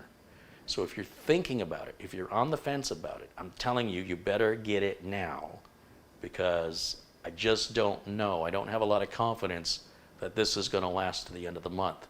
It's supposed to, all right? But just in case it doesn't, I don't want you to miss out on the deal. Now, with regards to RoboForm, that's 30% off. It's going to stay that way. I'm working with RoboForm to get them back on the show, and we're talking about doing another bigger discount for a small period of time, maybe like around the Black Friday, Cyber Monday kind of a thing, just to give you guys a little extra, sweeten the pot, just a little bit more for people that are new to the channel, or maybe the timing was wrong or not good for you before. I want to give you that opportunity again. But I can't make it forever. So there'll be little windows of opportunity that are going to come up from certain sponsors that it's a lot of work. I'm telling you, it's a lot of work to get these deals. And because of that, I can't stress enough that if you want to take advantage of it, I would not procrastinate and wait till tomorrow, because it may not be a deal tomorrow. So it's on you now. Okay, I've done my part. Thank you so much for watching me. Thanks for all of your participation in the chat room. My friends in blue, thank you for helping keep it civil in there tonight. I appreciate that very much. And of course, to people who I've not yet made blue, just keep participating in the chat room. Keep being friendly. Keep being supportive, because you're the kind of person that I want to turn blue, and I want a million more just like you, right? I want this entire community to be blue. There's no reason for people to be mean or nasty or critical of one another, especially complete strangers on the internet. It takes just as much effort to be friendly, and the rewards are so much greater. Nothing pleases me more than watching conversations happen between people in the chat room that have nothing to do with me, and they consider each other virtual friends that they only meet here in this chat room. You have no idea how cool that is from my perspective, that you're not all just here paying attention to me, but that you're talking to each other. That is awesome. I love it, because this is a community. This is not a cult. I am not your leader, but I do hope that I can facilitate these friendships of like-minded individuals who are kind and courteous to one another. And I hope to see this grow 1 million people strong. And in doing so, we weed out the people that are trying to stir up trouble, who have nothing better to do, and keep this community strong. We're pulling the weeds so that our garden can grow. And I thank you all very much, and I appreciate all of you very much. I hope you have a good, happy, pleasant weekend. It's not quite winter time for most of us. It's going to get colder. This is a great time of year, even if it's just to open the windows, even if you're not going anywhere because of the pandemic. Certainly here in the West and even through the Midwest, there's some pretty nice break from the oppressive heat of the summer that we've had. And with enough stresses and anxieties going on in the world today, I hope you're able to just find a little time for you, read a book, listen to some music. If you're feeling stressed out, make some time for you, whatever that means. And I will see you all again very, very soon. Until then, bye for now. Now, don't mind me as I sit here fidgeting trying to find an outro, because, this is all polished and edited and perfect. Tick-tock.